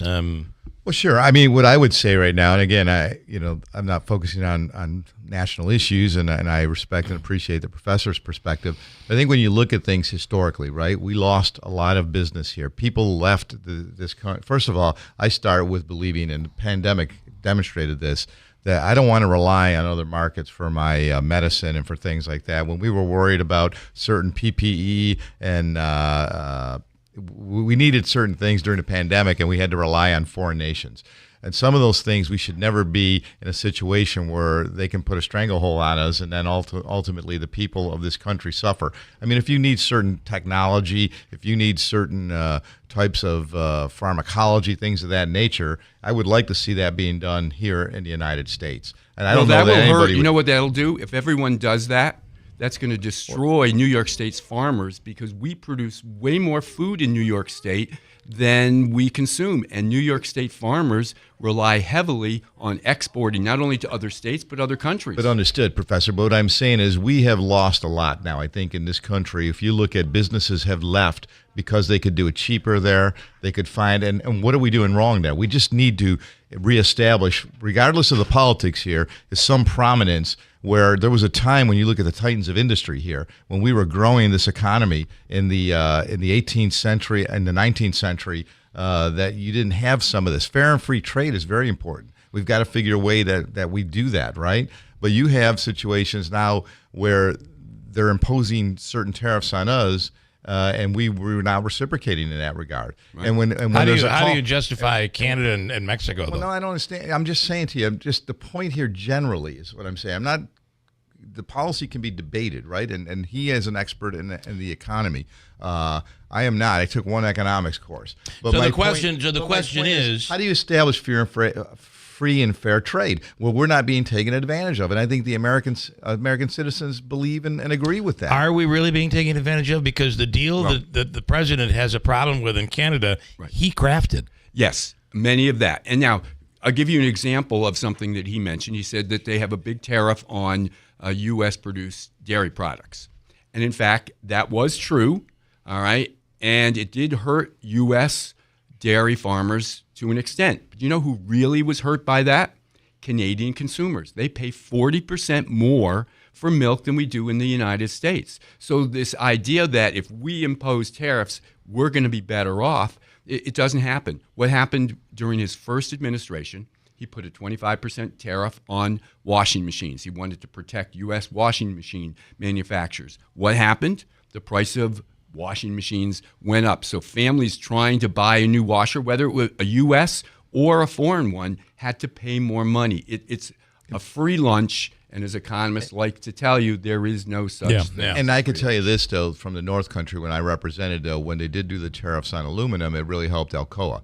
Alcoa was looking at leaving the North Country and other areas in the United States against the foreign markets. But whatever they imposed then made Alcoa stronger. And that's why you think you see a lot of organized labor, including the UAW now, that are actually saying this is going to be good for the automobile industry potentially. Well, so then why did the automobile stocks go down? That's what I'm asking you, though. Why the labor, the UAW is saying this is going to help keep American jobs. It's not. They're wrong. They're wrong, unfortunately. And so my question is, without debating this, because the real question is, are these tariffs the answer? That's the only question we need to. Are these tariffs going to bring back these jobs? And is it going to cause enough damage that could hurt people more than we're being hurt by not having these jobs in this country? Does that make any sense? First of all, we have a 4.5% unemployment rate. Most anyone, you still go upstate New York, go into Utica. There are plenty of businesses that are struggling to get enough employees. We can't find people. What's the answer? And especially it's going to get worse with our immigration policies. Right. What do you attribute that to, though, the lack of employees? Because where did everybody go post-pandemic? Because you didn't have this problem before, and I always talk about that this should be declared a national crisis because you have shortages in healthcare, you have it in education, you have it in law enforcement. What happened? Where is everybody? We did lose some workers. There were 50-year-old males that disappeared from the workforce because of the pandemic, and we have not recovered entirely. I think, restrictive immigration policies are going to make this worse. Yeah. And so, Bill, I do think you're right. In the short run, we're going to perhaps even go into a recession, which now the president, who made this sound like it was going to be very easy and clean, now even he is trying to deal with expectations and has said, well, maybe we will go into recession, but it's going to be in our long-term best interest. But this is a game of chicken. We can all lose. Interestingly that you say that, because I wonder, there are other theories that the president is using this right now, and then we're going to negotiate with each of these countries new deals. Yep. And so what's not long-term is these high tariffs. What are your thoughts on that? Can strategy? I give you a snarky answer here for a second? Yeah. All right. If other countries cave the way traditional Republicans have caved to the president, he may be right, but I'm not sure that they are. What we're seeing is Europe is, trying to work together. And many of these countries are now starting to put together their own trade pacts so that they can avoid the United States. I think this is going to potentially weaken us internationally as people feel they can't count on the United States and that we are very erratic in our policies and trying to isolate ourselves. What do you say to somebody who says we've been taken advantage of? And that, by the way, is debatable. I'm sorry, Joe, it is debatable. In 1996, you had Nancy Pelosi, the former speaker, on the floor of the Congress advocating for higher tariffs against China. Yep. And now she's opposed to them. So, I mean, that's not Biden also. Biden, right? It was the same thing. Right. But I'm sorry, Biden was as wrong as Trump is. I'm not being partisan here. This isn't a Republican. The question is, this is a tariff issue. And is this the answer? And time is going to... The economists and the markets have, for now, said no, that's not the answer. And I guess that's the question, though, too. Was there any unfair advantage? Do you acknowledge, and I don't know, I'm asking, people who have studied this to say some countries were taking advantage of us. Maybe they weren't putting in the amount of resources, or they were putting a higher tariff on their goods as opposed to ours. Is any of that accurate? Again, when they put higher tariffs on it, they do hurt Americans a little bit, but the people who really are hurt by tariffs are consumers in the country that issue the tariffs. But the problem is when the price of milk or the price of cars go up, the traditional buyer, the normal buyer, doesn't know to blame the tariffs. When the price of washing machines went up, they got angry at Westinghouse when they should have gotten angry at the Trump administration. Meanwhile, the other part of this is, and let's not forget that people were buying. You go to Consumer Reports and you try to buy, and you see a GE washing machine, and I'll tell you what my wife said: can't rely on that anymore. And we lost faith in our American brands.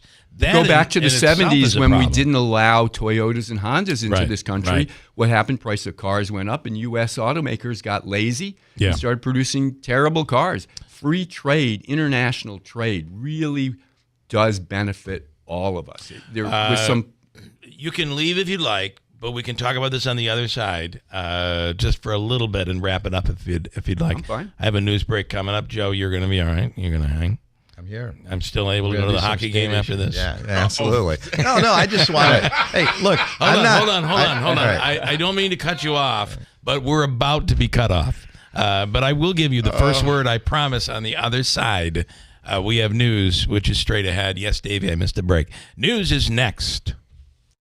From the Stanley Theater Studio, WIBX Utica, Rome, W295EI, WIBX 950 and 92.3 FM, a Town Square media station. Another plunge is brewing this morning on Wall Street.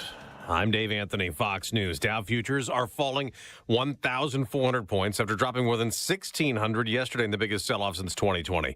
The Nasdaq lost almost 6% on fears new U.S. tariffs will hurt the economy worldwide, but President Trump insists the markets are going to boom, the stock is going to boom, the country is going to boom. Saying on Air Force One last night flying to Florida, the tariffs will lead to a surge in U.S. manufacturing. We have $6 or $7 trillion coming into our country. And his administration is echoing that line, even as the impacts keep coming. This morning, China announcing retaliatory tariffs of 34% effective April 10th. The president's aides maintain this strategy will work and the fallout will be short, despite recession warnings from some economists. That's Fox's Jackie Heinrich at the White House. President Trump also says these tariffs give him great negotiating leverage, perhaps even with TikTok. China will probably say, we'll approve a deal. But will you do something on the tariff? Well, the president says he's close to working out a deal to get TikTok to cut ties to its Chinese parent company ahead of a deadline to sell by tomorrow, or the social media app could be banned in the U.S. because of concerns about Chinese surveillance of Americans using TikTok and manipulation of content. The president could extend that deadline again. South Korea's impeached president's been formally removed from office by the country's constitutional court, ruling unanimously that the president illegally declared martial law. Recent months have seen millions of Koreans turn out in public to either support or oppose Yoon Suk-yeol. Yoon says his martial law decree was to bring attention to what he calls the wickedness of the opposition Democratic Party. Fox's Jonathan Savage. More severe storms could hit today. Texas to Kentucky after days of nasty weather, tornadoes. Tennessee got hit hard. Governor Bill Lee says there's a lot of damage. Many families displaced, loss of life. 5 people were killed in Tennessee, 2 more deaths in Missouri and Indiana, and there's a threat of widespread flooding Texas to Pennsylvania. America's listening to Fox News. U.S. Air Force Technical Sergeant Jesse Clark's military service came to an end after a chemical exposure caused a large tumor to form in his brain. As a result, he is paralyzed on the left side of his body, legally blind, prone to memory loss, and in a wheelchair. The Tunnel to Towers Foundation built this hero a new smart home to help him live a more independent life. Help heroes like Jesse Clark. Donate $11 a month to Tunnel to Towers at t2t.org. Are you having trouble hearing? Hearing loss can devastate the quality of your life. Now, there's an affordable fix for you or your loved one. Rated the best hearing aids of 2025 by Forbes Health, Audion Hearing has the highest quality hearing aids at the lowest prices, just $189. I actually like them better than my old $5,000 hearing aids. I could not believe how my hearing and life changed. Join over 1 million happy customers by going to audionhearing.com. That's AUDIEN hearing.com. Another Trump executive order is facing a court challenge. 19 Democratic state attorneys general filed a lawsuit to block the president's new regulations for states to follow in federal elections, including demanding voters have proof of U.S. citizenship. The Democrats argue that's unconstitutional and a Trump overreach into states' authority.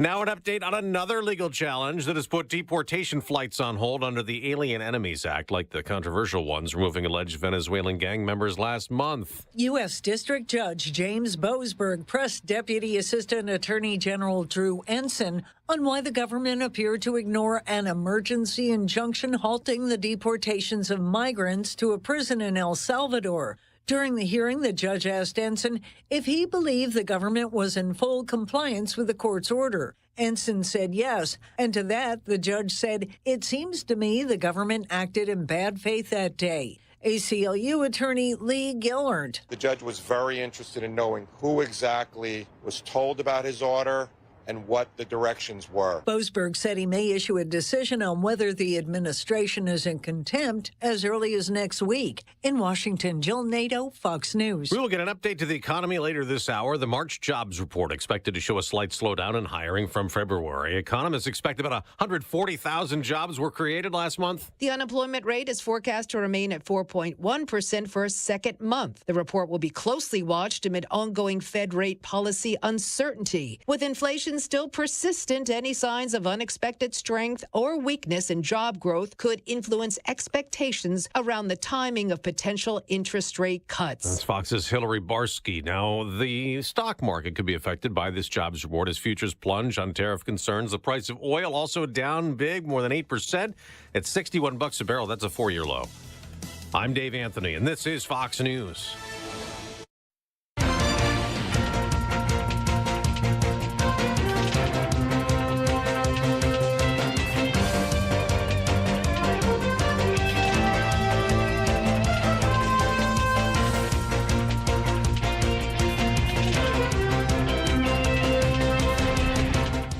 We have cloudy skies and 42 degrees. Good morning. I'm Jeff Manaske. WIBX 950 AM, 92.3 FM news time is 8:05. Great conversation we just had during the break. And we'll Hopefully continue we after can, the Yeah, we have to after the continue break. this conversation. I'm sorry the audience missed a chunk of that. And now I've made a little comment and I've lost my place. I don't even know where I'm at. I'm at the radio station, right? Okay, travelers have just over a month before the TSA's deadline to have a Real ID license kicks in. Starting May 7th, Americans will need a Real ID compliant driver's license to take domestic and international flights. If they don't have one, They'll have to have a passport or secondary ID to travel through security checkpoints. TSA officials say New Yorkers with enhanced licenses don't have to worry about making the switch since it's already a real ID. And you'll know if you have one if there's a flag on the corner. Meantime, corner of the card. Meantime, DMVs across the state will start extending hours, and in New Jersey will be offering mobile events to meet the growing need.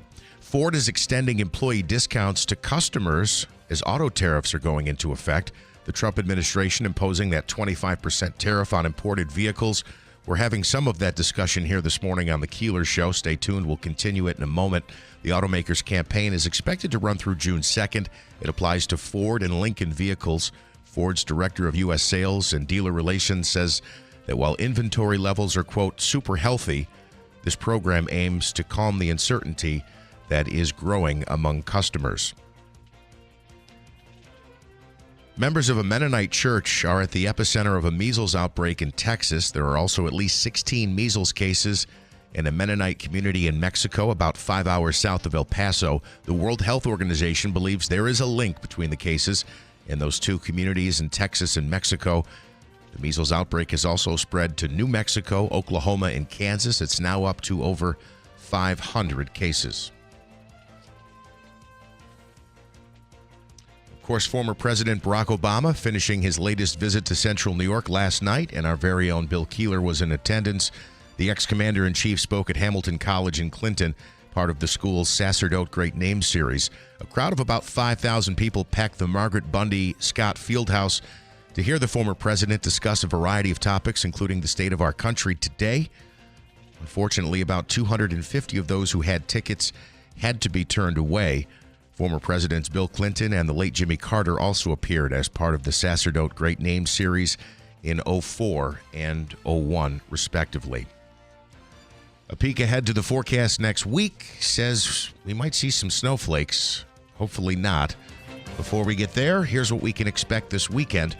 It's Weather Channel meteorologist Ray Stajic. Quite a run this week, and wait till we get into next week. We've got a couple of days to work out that forecast. Clouds in this morning, but becoming sunny today. Low 50s should do it. Showers tonight, upper 30s. I think even the North Country may escape any mixed precipitation, but there might be some in the hilltops.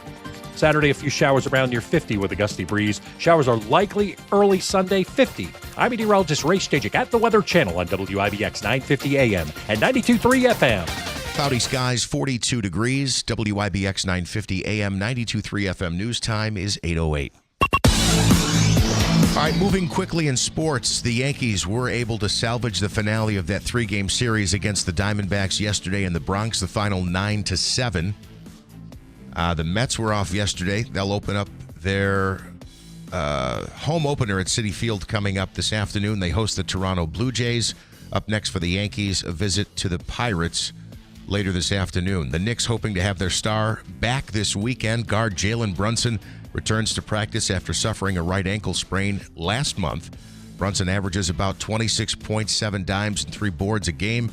He needs to play for the Knicks' final 6 games to qualify in the NBA's postseason awards. The Knicks third in the East. They visit the Hawks coming up tomorrow afternoon. Let's see. The Raiders giving Geno Smith a 2-year contract extension worth $75 million. And the Utica Comets beginning a 3-game homestand. They will play tonight and tomorrow, 7 o'clock puck drop at the Adirondack Bank Center. The Comets will also be home on Wednesday night when they take on the Syracuse Crunch. Okay, in studio right now is Senator Joe Griffo. Joe, good morning. Good morning. We have from Utica University, Dr. Rick G. Fenner, and we're talking about the current tariffs, not even getting into the cuts, all of the cuts, and I don't even want to, at this point, go there. But the tariff issue is a big one. And what I do find about all of this, I'm going to take a break and then we'll come back and we'll talk to both of you. What I do find about all of this is it's just almost like the arguments that we used to have about before the election saying, well, so-and-so's going to win. No, this one's going to win. Trump's going to win. Harris is going to win. Duke is going to win. Duke is going to. The reality is, though, at the end of the day, there is going to come a time not too far from now where we're going to know the answer. This isn't where we're going to know. This is either going to work, maybe it's somewhere in between, or it's not going to work, but we are going to know, which I think is going to be pretty interesting, which we can all kind of keep in perspective, I think, when debating this. But an economics expert from Utica University. We'll come right back to it. And if you have anything you want to pipe in, feel free, 315-736-0186. We'll do it next on WIBX. Mattress Express's closeout sale on brand new leftover inventory and floor models. Right now, buy a king or queen and get a free adjustable base. Take up to 5 years to pay with no money down for qualified buyers and no credit check payment plans available as well. Trust Will knows that we'll all eventually need a will. How about right now? Trust Will makes creating your will easy, like while you're lounging on the couch easy. Trust Will is designed by attorneys but customized by you, and all documents are state-specific and secure. Find your plan at trustandwill.com and use offer code RADIO now for 20% off. That's trustandwill.com, offer code RADIO. Trust Will is an online estate planning service. Visit trustandwill.com for details. Hey, if you have ugly yellow toe fungus, you got to hear about the secret 2-minute trick that I found for my husband. It works from both the inside and the outside. Thousands of people are using it to get rid of their toe fungus. You can check it out at crystalflesh.com. Jake started off with a small spot on his big toe, and then it spread and got really bad. His toes were nasty. It was so embarrassing. He was afraid to take his socks off. He hid his yellow and crumbly toes from everyone. He tried everything to get rid of it. Nothing helped. And then we found crystalflesh.com. It was the only thing that worked. In just a few weeks, his toes looked amazing. He's now walking around barefoot again. You guys need to try this. I'm telling you, this stuff is different. It's not sold in stores, but go check it out at crystalflesh.com. They'll even let you try it risk-free, so you have nothing to lose. But whatever you do, don't let it get worse. You don't have to live with this anymore. Go check it out now. Just click over to crystalflesh.com. It's tax season. By now, we're all a bit tired of numbers, but here's one you need to hear. $16.5 billion. That's how much money in refunds the IRS flagged for possible identity fraud last year. Now, here's a good number, $100 million. That's how many data points LifeLock monitors every second. If your identity's stolen, they'll fix it guaranteed. Save up to 40% in your first year with promo code CLAY. Visit LifeLock.com.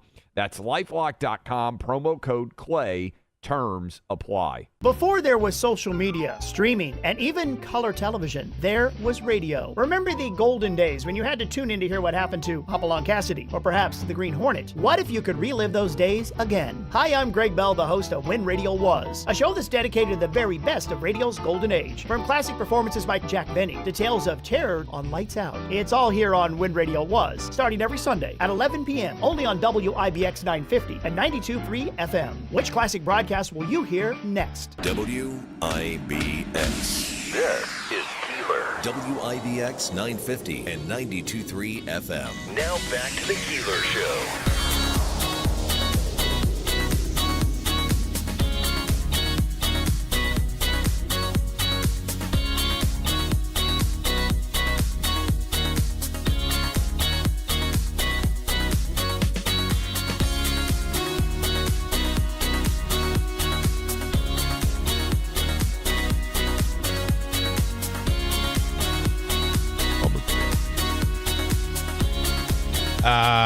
Did we lose Manaski, Davey? Is that we did? Yeah. Jeff has baseball. You know, Jeff is also a. He didn't say goodbye. He is. He didn't. He thought you were mad at him. I don't know. He said, I think Joe's mad at me. I think we should talk about entrepreneurial ingenuity. The torpedo bats. Yeah, we can get into you know that, right? We can get it. We Great can, thing, right? Now that is something that can get into cheating. Yes, I appreciate it's not cheating. That. Listen, see, there you go. See that? Whoa. Here he goes, right? All right, I got to get the right mic up. Specifications. Thank you. They just found Thank you, Professor. A better way of designing the bat. There you go. And now you have a better product, and just because they're using it. Worked well for my Yankees so far. And I'm with you. He's got to just call Steve Cohen and just make. Listen to me. Right. Listen to me. For the record, I just want to say this. I am not against the torpedo bats at all. at all. You just And don't know how to in use fact, them I do in, think that Queens, right? I do think that you're going to be eating your words this year, but I do think No, not at all. we found common Juan ground Soto here. is going. My prediction was that over the next 5 years, the Yankees will play in more playoff games than the New York Mets. I appreciated all Juan Soto did for the Yankees, but I believe the Yankees will do better over the next 5 years. And than I the will. Mets. And I will, like the Mets. I'm not an anti-Met And I will person. only say to you, history tells us you're probably right. So, listen, you have to understand as a Mets fan, if we've learned how to do one thing, it is lose. You got to believe. And believe. Yeah. Every year, it's another year of believing. All right. I do want to get back to it, but I did want to preface again, as I said before, this is one of those things where we're all going to find out how these tariffs affect the world economy, how they are going to affect our own economy. And if it continues the way it is right now, I do think the people who are going to be hurt worse, and I'll start with you and then let the two of you go at it here, but I do think the people that will be hurt worse are those who live paycheck to paycheck. Oh, definitely. If until we hit the inflation that came about because of the pandemic, we had a long, long time in which the economy grew and prices were very stable. Why were prices low? Because the supply of goods was actually greater than the demand. And why was the supply so big? Because of international trade. Right, we take for granted that you can walk into a Walmart's and have a 70-inch TV for $600. Right.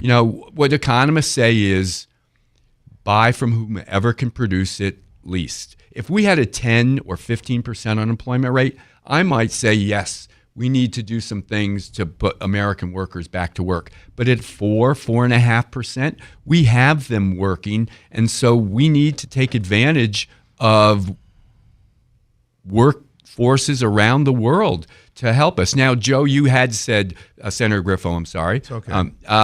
You had said, you don't want to put all your eggs in one basket. And I agree there are some things that perhaps we need to have alternative sources of supply. But it's not things like the cheap computer chips that are in every little device that we have or this flat screen TVs. It's a very small number of things, not a large number that Trump seems to be trying to get us to be doing. You want to respond to that at all? No, I mean, like I said, I only took one economics class, so Well, I can give an opinion, but he has expertise in the area. I just, my whole perspective is that, we need to know and understand why things happened, why companies left the U.S., to go and because it was cheaper labor.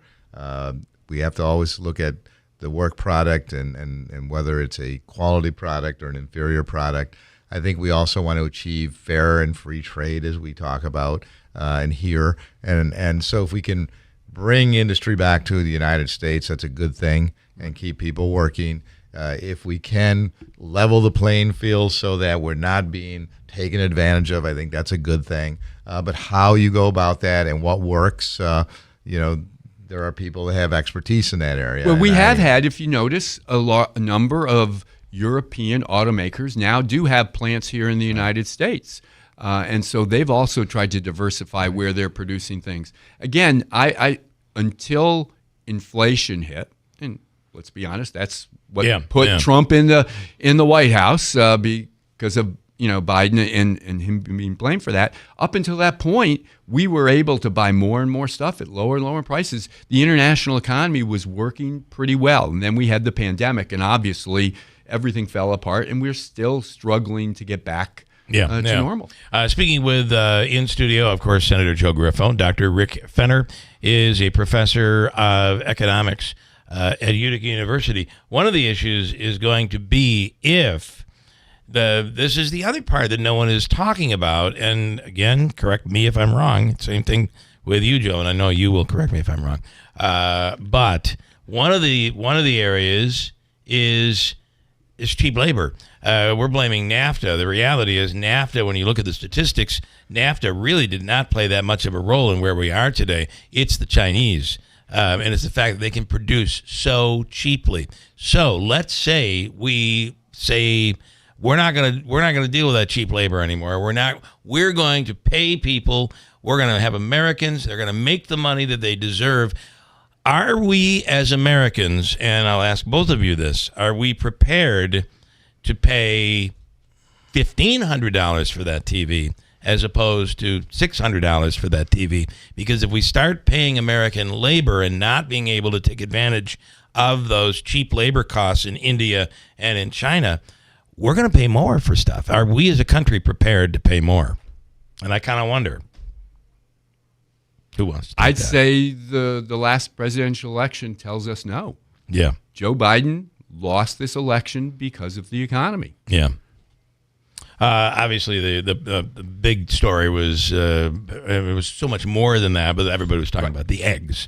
How much you paid for eggs, Well, but it's much more than that. You go back to the 90s, too, right? It's the economy, stupid, that brought Bill Clinton into the White House, That too. is true. So Yeah. I think there are a lot of issues going on right now, and societal issues that also kind of were a part and parcel of what we're seeing relative to how people are making choices across the country. But what comes next? I'll let you make a prediction, and we'll wrap this up. I would say it depends. Yeah. It depends on how other countries decide whether they're going to retaliate or not, and then how the Trump administration decides to respond to that. And I have no insight into the mind of Donald Trump. Well, this could be all brilliant on Trump's part if all of a sudden these other countries come to negotiate and say, all right, let's redo all of this. I mean, we could be looking in hindsight saying, Trump, that was a brilliant move by Trump.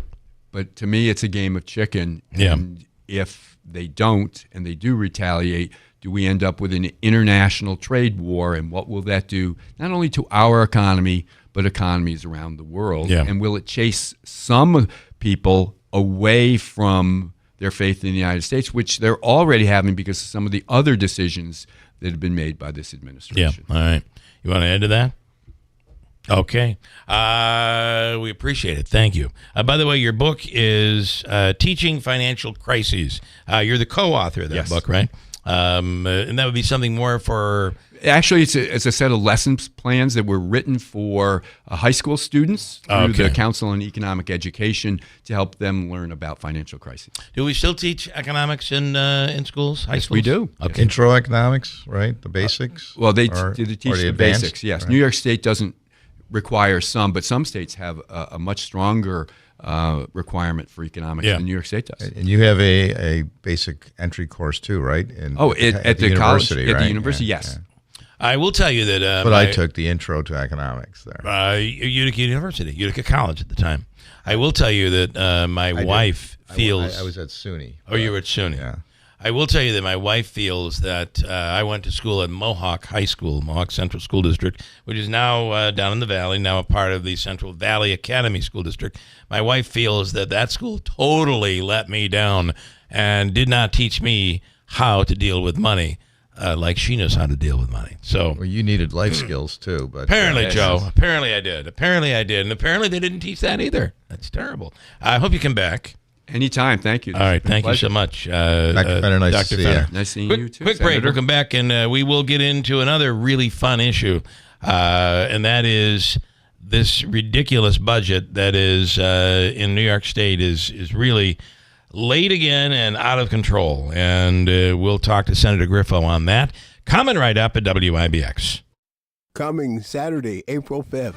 The Rome Capitol Theater presenting the Paragon Ragtime Orchestra in a pageant of American music, featuring theater organist David Peckham. The Paragon Ragtime Orchestra is the world's only year-round professional ensemble, recreating America's original music, the syncopated sounds of our country's popular music from the 1890s through the 1920s. Saturday, April 5th at 7 p.m. Tickets and information at romecapital.com. Tickets on sale now.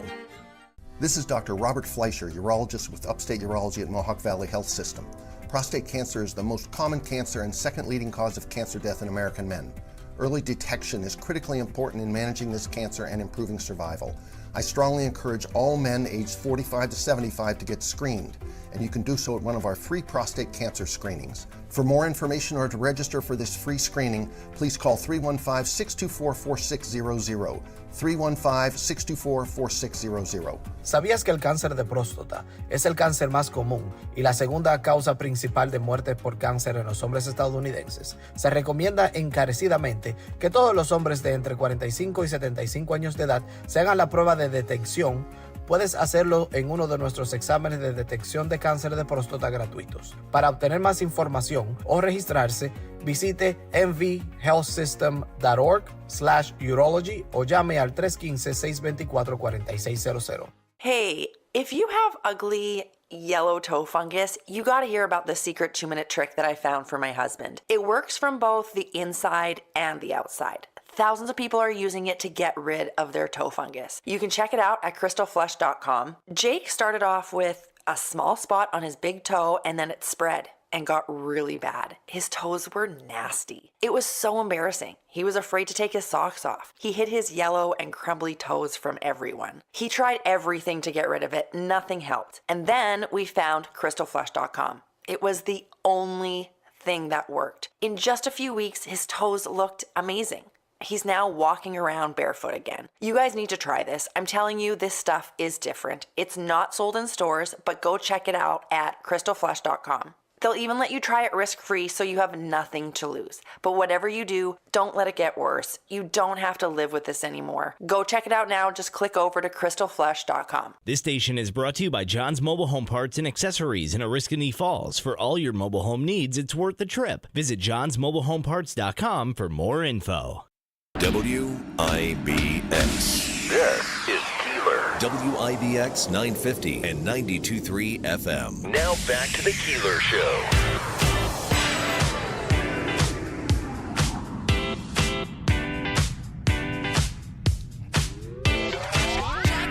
And then there were two. And then there were two. Senator Griffo. Can you grab him, give him a headphone so he's going to be able to hear? And then I know you want to bring in, the green room? Let me take a few phone calls. Can we take a couple calls, Joe? Sure, dude. That's why I want you to have headphones. Then, maybe get on to some of these other... We'll get on to the other stuff. And I apologize about we're going down the I never road. Ran for Congress. See? Well, I don't know. I think you would have made a really good congressman. Start the new year debt-free, stress-free with GPO Federal Credit Union. And you can simplify your finances with balance transfer rates as low as 3.99% APR for 12 months, or consolidate high-interest debt into one manageable payment with personal loans. And it doesn't stop there. GPO is partnered with Balance, a program to provide you with free virtual or in-person sessions with financial advisors. So for all those things my wife says that I didn't learn from my economics teacher back at Mohawk, I would be able to learn with the program Balance at GPO, because they would assist. Call them today, and they can help you in your journey through all of these, who knows, rough waters. It certainly seems that way. If you look at your 501k, certainly seems that way this morning. Subject to credit approval, membership eligibility required. Rates and terms based on credit worthiness. Balance transfer rates revert back to the normal card rate after the 12th month. Contact GPO for more information. It is, I had somebody say to me yesterday, Joe, who is quite secure and wealthy. I would say millionaire a couple times over. And it said, listen, it is not going to really affect me. But it's the people who are really fighting hardest for this agenda, that's current tariff agenda. A lot of times these are people that live paycheck to paycheck, and they're the ones who very well could be hurt by this if it persists. And I guess that is the question. Does it continue on? They could also be hurt by the fact that New York can't get a budget done. Here's Tony in Herkimer wants to comment on the last few minutes. Good morning, Tony. You're on the radio. Good morning. Good morning. How are you? Good. What do you have, Tony? Well, not sure how I got onto this conversation here, because I was going to talk about your plate night. Okay. All right. Well, you can talk about whatever you want to talk about. Plate night okay. was the cooking TV show we used to do. Right. Who was the guy that did the camera work with you on those? On plate night, I think it was. This was back in 2014 when you did PK's Pub. This was a decade ago, and I finally found it on YouTube. I was like, oh, about time. Yes, I don't think that was plate night. I think that was actually, Joe was a judge a couple times on that. It was our Star Chef Showdown, if you remember. We took two restaurants and pitted them against each other, and the judges tasted the food. And who did they go against? PK's Pub against, which I love their food over there in Herkimer. But no, in 2014, you came to PK's Pub, and he made a chicken capicola and a pork steak tenderloin. That was plate night. Yeah, that wasn't a competition. Yeah. No. But that would be great to bring that back again. It's 2025. You know, there's a whole bunch of new slew of restaurants. I like it. Joe, what do you think? Well, you got Billy Vincey doing something like that. He the is, Empire Plate. He is doing that. He's going around. Yeah. And actually, also, I would want to propose, instead of a minimum wage, a maximum wage. Okay. All right. What is a maximum wage? What would that be? Well, more than what people are getting paid these days. Okay. You got to give people incentives to want to work. Well, a maximum wage would be you can make this, but you can't make any more. Exactly. Okay. All right. Fair enough. All right, Tony. I think our entertainment values, as far as millions of dollars for sports entertainment, is nonsense. Yeah. I think it should be for the truckers, farmers, people that actually motivate the country. All right. All right. Well, I'm going to give you Senator Griffo's number, and you could guide him as we're trying to get through this budget. Oh, gosh, in I New got York tons State. of policies I could put forward. If I could run for president, I would do it. You'd be the man. All right, Tony. You have a great day. Thank you, man. Yeah, give me his number. Okay, Davey, I'm going to put you on hold. You can give him his office number. Here's Lucia on with her favorite man, Senator Joe Griffo. Good morning. Oh, Senator Griffo. Good morning. Good morning, Lucia. How are you? I'm doing well. The best senator in the land. That's what everybody says. Everybody that comes to business, that's what they say. Well, thank you. Yeah, that is what they say, Lucy. That is what they say. It is what it is. I'm reporting, okay? So, all right, fair enough. You know, I ran into someone last night. We were at Carmela's, and they said, I go to get my hair cut at Gino's, and every once in a while I see Lucia, but I get my hair cut at Gino's, and he is the best in New York Mills. Gino's the man. Yeah. Actually, in New York Mills, nobody can top him. You know where? Nowhere. Nowhere, not even just New York Mills. He was invited to work to be hairdresser to the stars. To Carmen Basilio's son, I remember was a this. hairdresser to the stars. Mhm. And so Gino doesn't make a move. And then one more time in New York City, hairdresser to the stars, Marcello Varano. It's incredible stuff. But Gino is Gino. If you don't move, you don't move. If you can move, you stay there.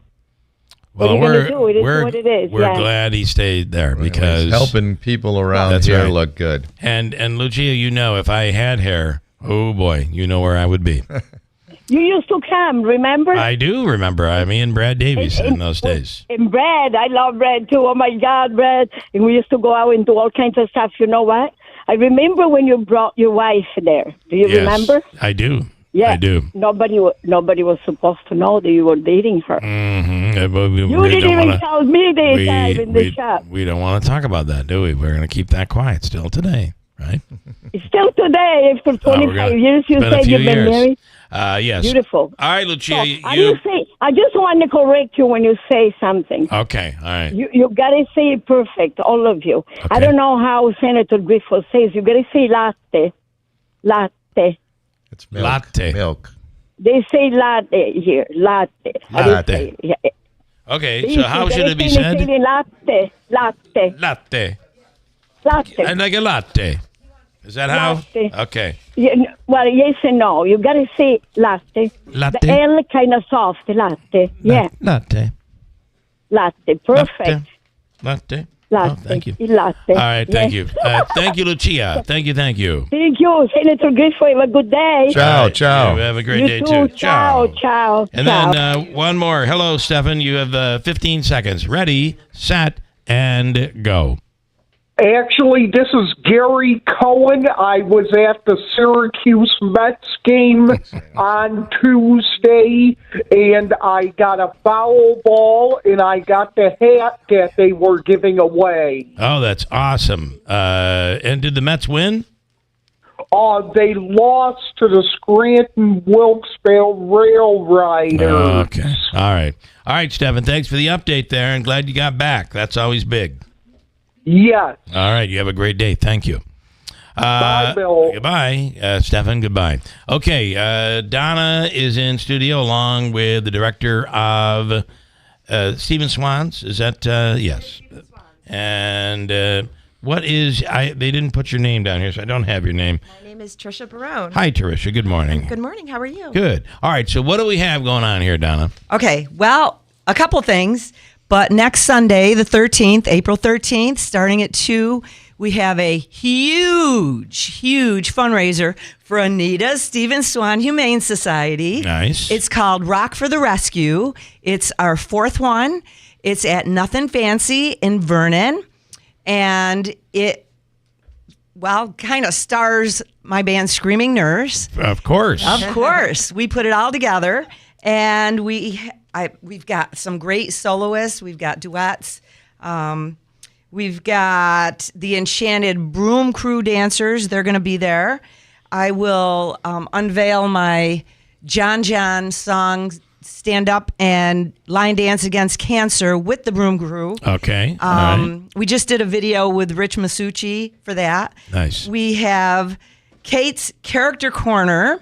They will be having Spider-Man and Spider-Gwen for the kids. It's a big family fun event. All right. It's in the afternoon, 2:00. Very nice. We've got free face painting, free chair massages.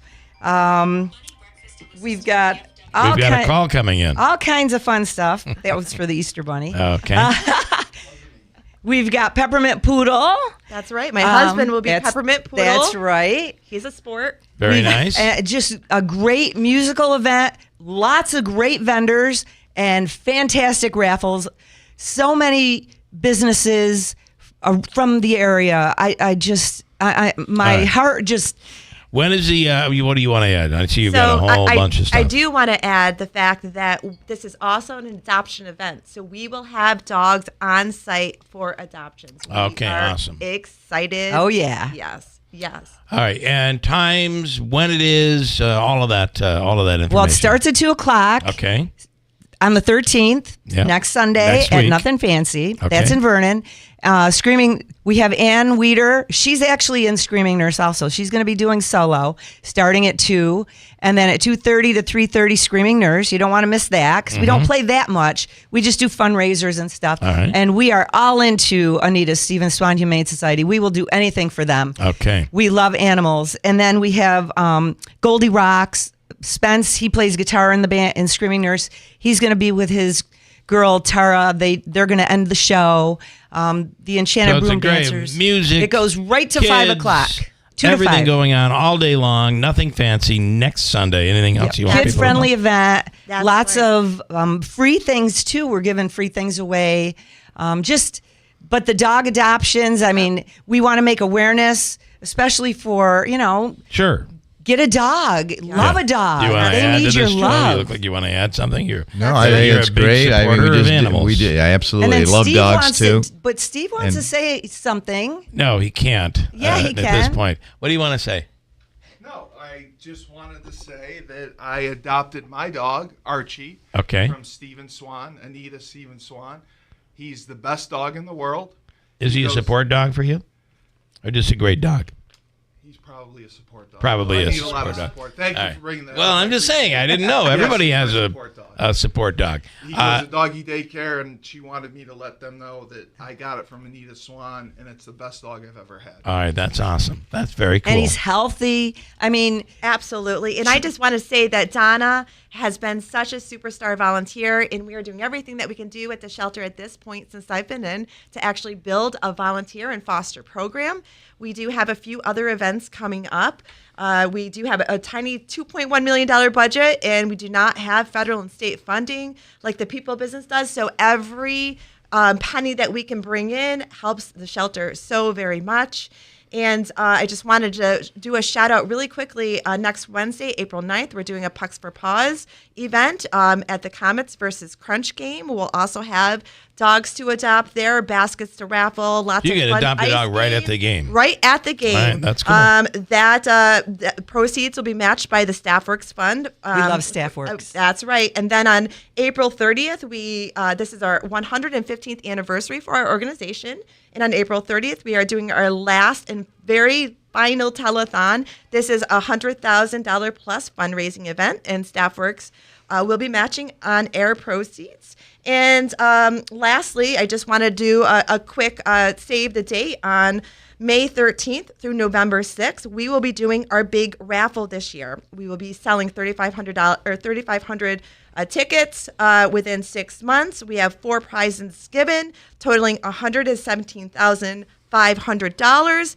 And Master Vito is our presenting sponsor for the raffle and also for the He does a lot for telethon. animals. Yes, That's awesome. amazing community partners, and we are so grateful and blessed to have such We love them supporters all around us. All right. Thank you all. Thank you. Next you. Sunday. All April 13th, nothing fancy, rock for the all rescue. Follow Screaming Nurse. day You'll long. get all the info. All right.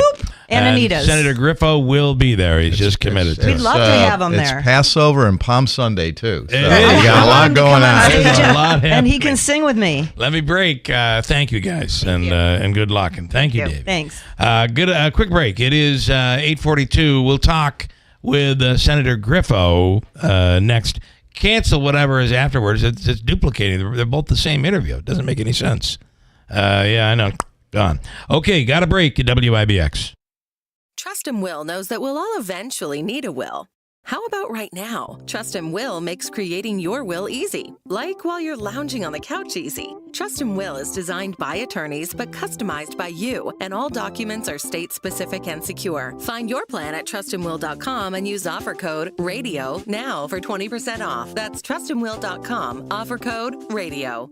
Trust and Will is an online estate planning service. Visit trustandwill.com for details. Attention vendors, crafters, and collectors looking for the perfect place to sell your goods and reach thousands of eager shoppers? It's the world's largest yard sale happening again this year at the Herkimer County Fairgrounds, June 14th. It's the ultimate selling opportunity. No more setting up signs, hoping for traffic, or dealing with no-shows. At the world's largest yard sale, thousands of shoppers come ready to buy, buy, buy. Whether you sell antiques, collectibles, handmade crafts, vintage clothing, or secondhand treasures, this is the place to be. But hurry, booth spaces are filling up fast. Secure yours today and get ready to turn your inventory into instant cash. It's the world's largest yard sale at the Herkimer County Fairgrounds, June 14th. Sell more, earn more, reserve your spot now. For vendor info and booth reservations, visit the events page on the station's website. Don't wait, this event is too big to miss. Sponsored by the Potting Shed Antique, John's Mobile Homes and Accessories, Standard Heating, Cooling, and Insulating, and James Mitsubishi. Scott and Jill here from New York Sash to tell you about our lifetime glass breakage warranty.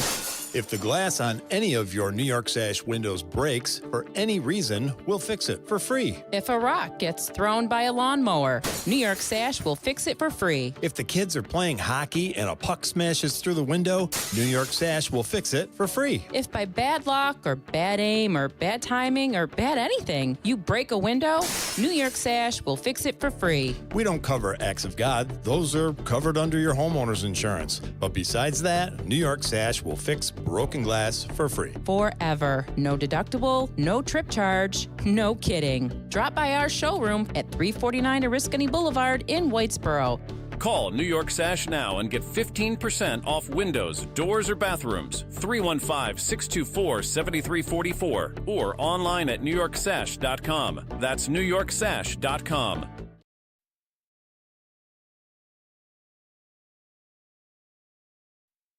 Every once in a while, something that sounds too good to be true is actually, in fact, true. How would you like up to $4,000 of free windows? And when I say $4,000 of free windows, I mean $4,000 of free windows. No gimmicks or games. You don't have to buy $4,000 to get $4,000 free. You just get up to $4,000 of free windows through Patriot Home Solutions and NYSERDA. Of course, some restrictions apply, But none of these restrictions are income-based, and you don't have to sit through a long, drawn-out sales presentation. Give Patriot a call at 315-401-0440, and they can quickly tell you over the phone if you qualify or how you can get qualified. That's 315-401-0440. These aren't any windows. They're high-quality, custom-fitted windows designed to save energy and keep the cold air out all winter. Your window solution is Patriot Home Solutions. Online at patriothomesolutions.com. This message comes from Viking, committed to exploring the world in comfort. Journey through the heart of Europe on an elegant Viking longship with thoughtful service, destination-focused dining, and cultural enrichment on board and on shore. With small ships that bring travelers closer to the destination, there's more time to explore. And every Viking voyage is all-inclusive, with no children and no casinos. Discover more at Viking.com. WIBX. This is Keeler. WIBX 950 and 92.3 FM. Now back to the Keeler Show.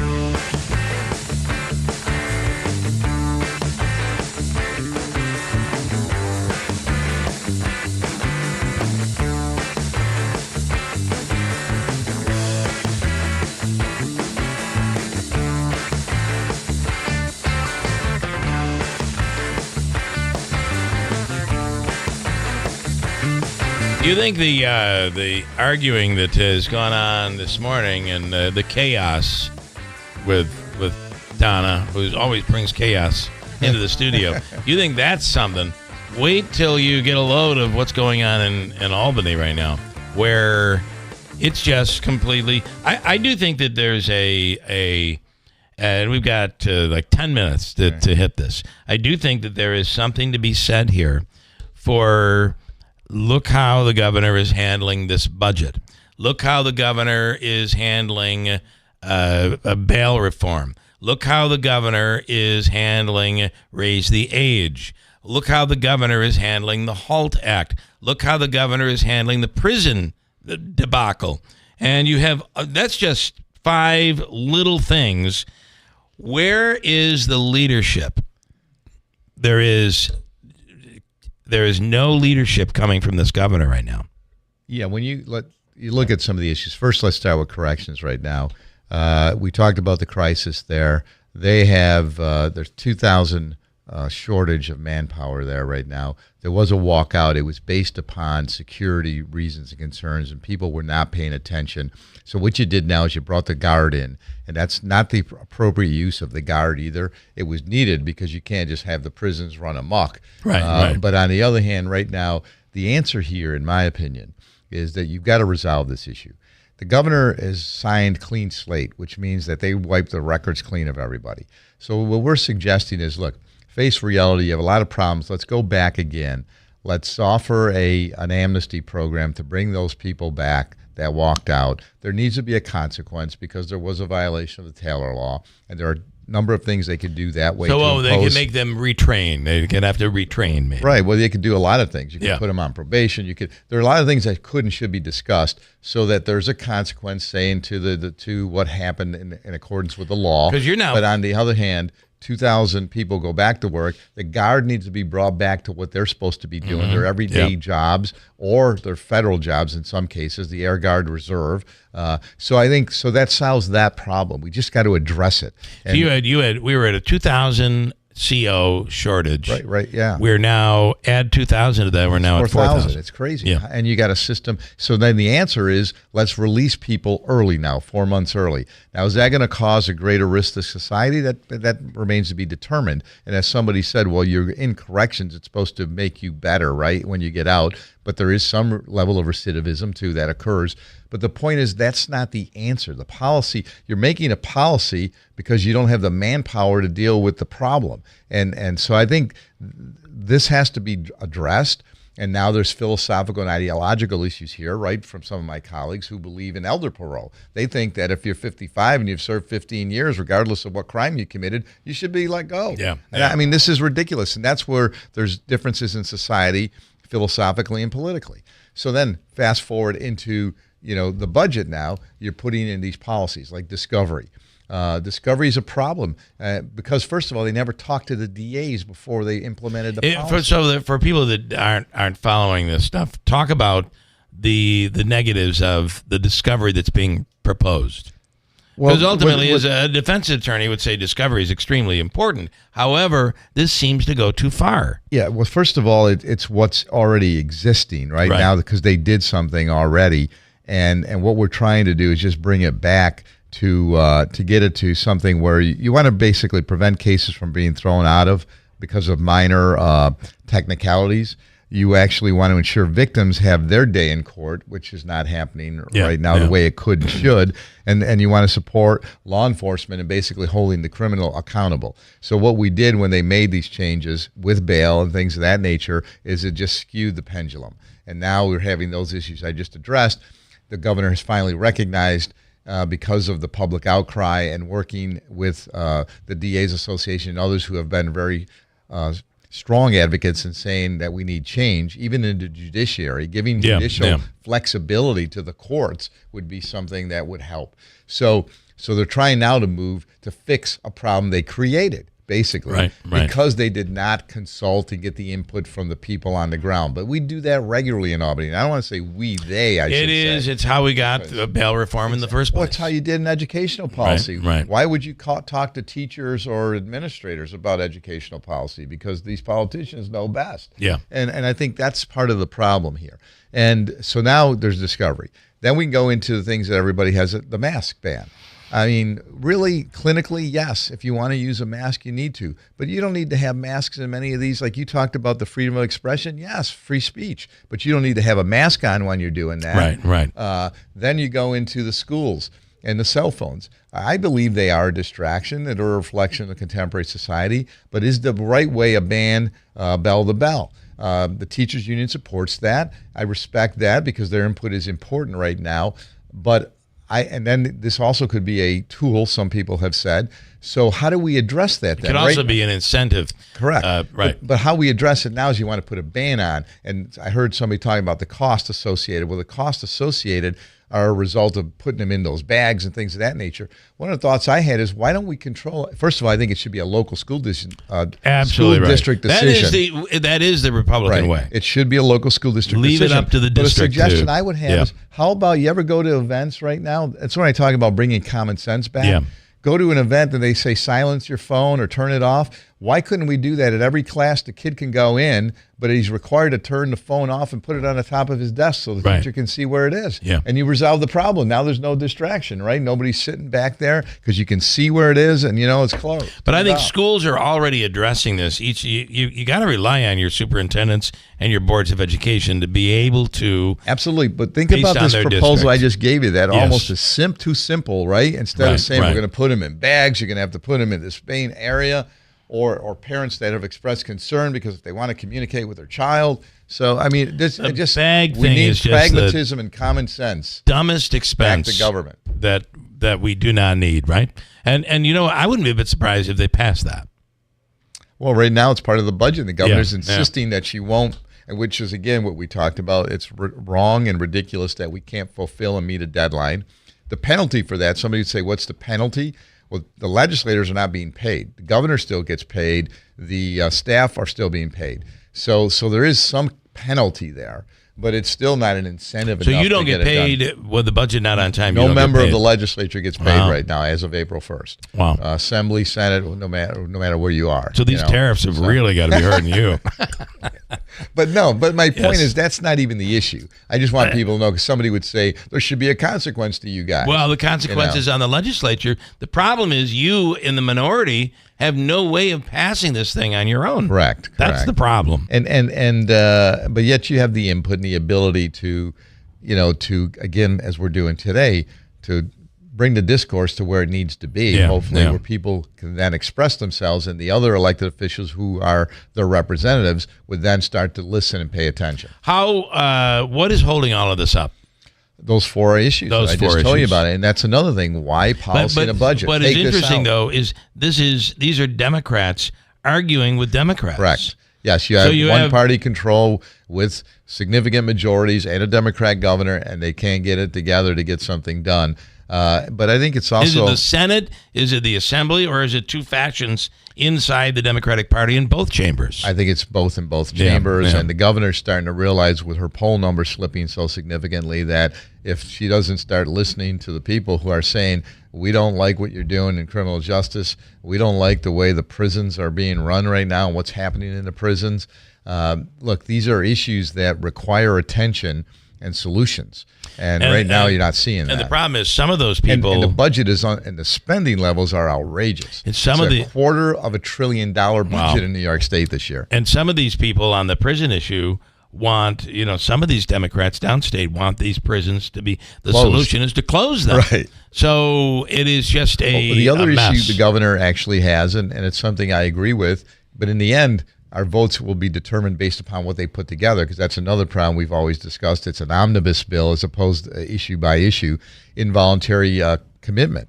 And that's part of the mental health crisis that we're feeling right now when you see people that have been dumped on the streets, and how do you deal with that in the event that there is a problem or an issue? And in the middle of all of this, we're still preventing Utica Mac from selling a Mack truck, gas-powered Mack truck. Well, that's all part of the CLCPA, which is the climate bills. And again, when and you look school at our buses impact, need to be electric by such and such. I saw that story last night, which is still, I see NYSERDA saying we have money for that. They have $500 million to convert to electric buses. But the cost across the state, because over 700 school districts are in the state, is going to be $10 billion. Yeah. So that's ridiculous. And they're without an infrastructure. The infrastructure so it's is not there. unaffordable, and they are unreliable right now. Do you see a quick solution, a quick end in sight, a quick budget? No, I mean, this week will tell it all. If we don't have some kind of general consensus or agreement on Monday, I think this is going to go on because, as I indicated, you have the holidays of Easter, Passover coming up. You have a number of things that come into this equation, too. So I think it just continues to move on. And I think the governor's verbiage of saying that she's here as long as it takes is not a good reflection of the leadership either, because you know what the deadlines are, you know what the needs are, so you get it done. You get it done, and that's what has been done prior to this.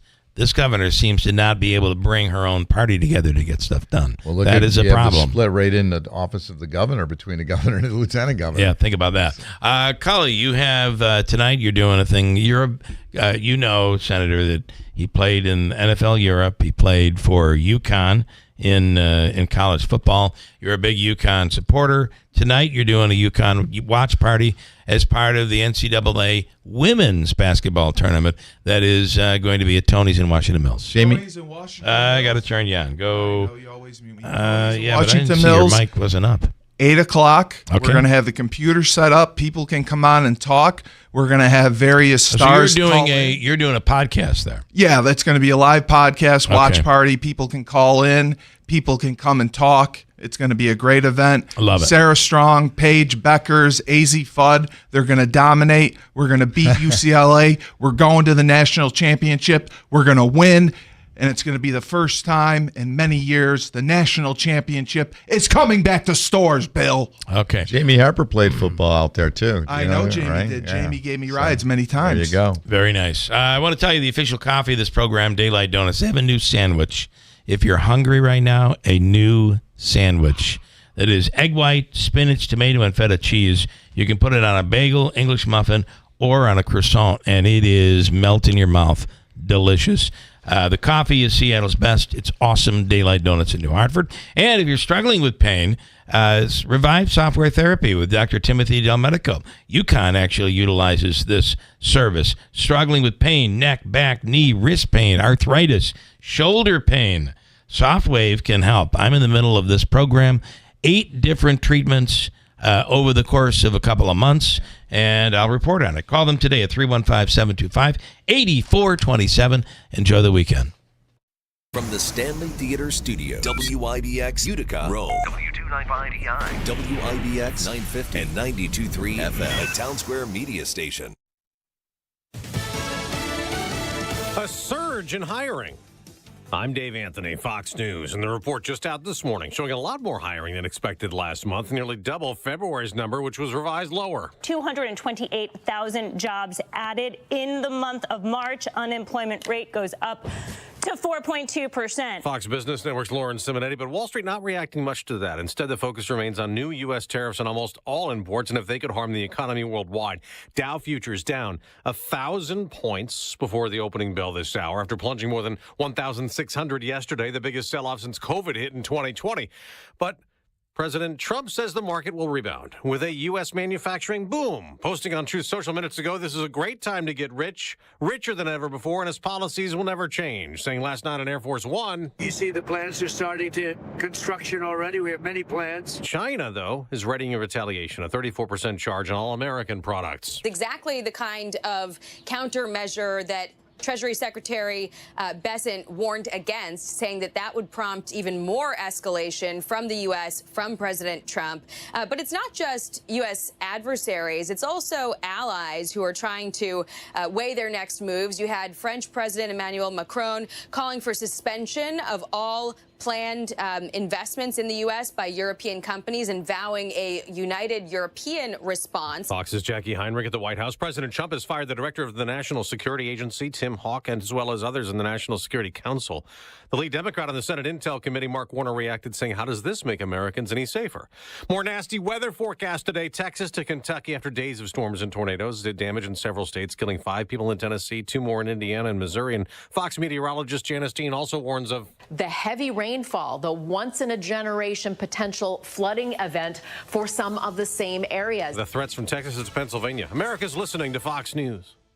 U.S. Air Force Technical Sergeant Jesse Clark's military service came to an end after a chemical exposure caused a large tumor to form in his brain. As a result, he is paralyzed on the left side of his body, legally blind, prone to memory loss, and in a wheelchair. The Tunnel to Towers Foundation built this hero a new smart home to help him live a more independent life. Help heroes like Jesse Clark. Donate $11 a month to Tunnel to Towers at T2T.org. Are you having trouble hearing? Hearing loss can devastate the quality of your life. Now, there's an affordable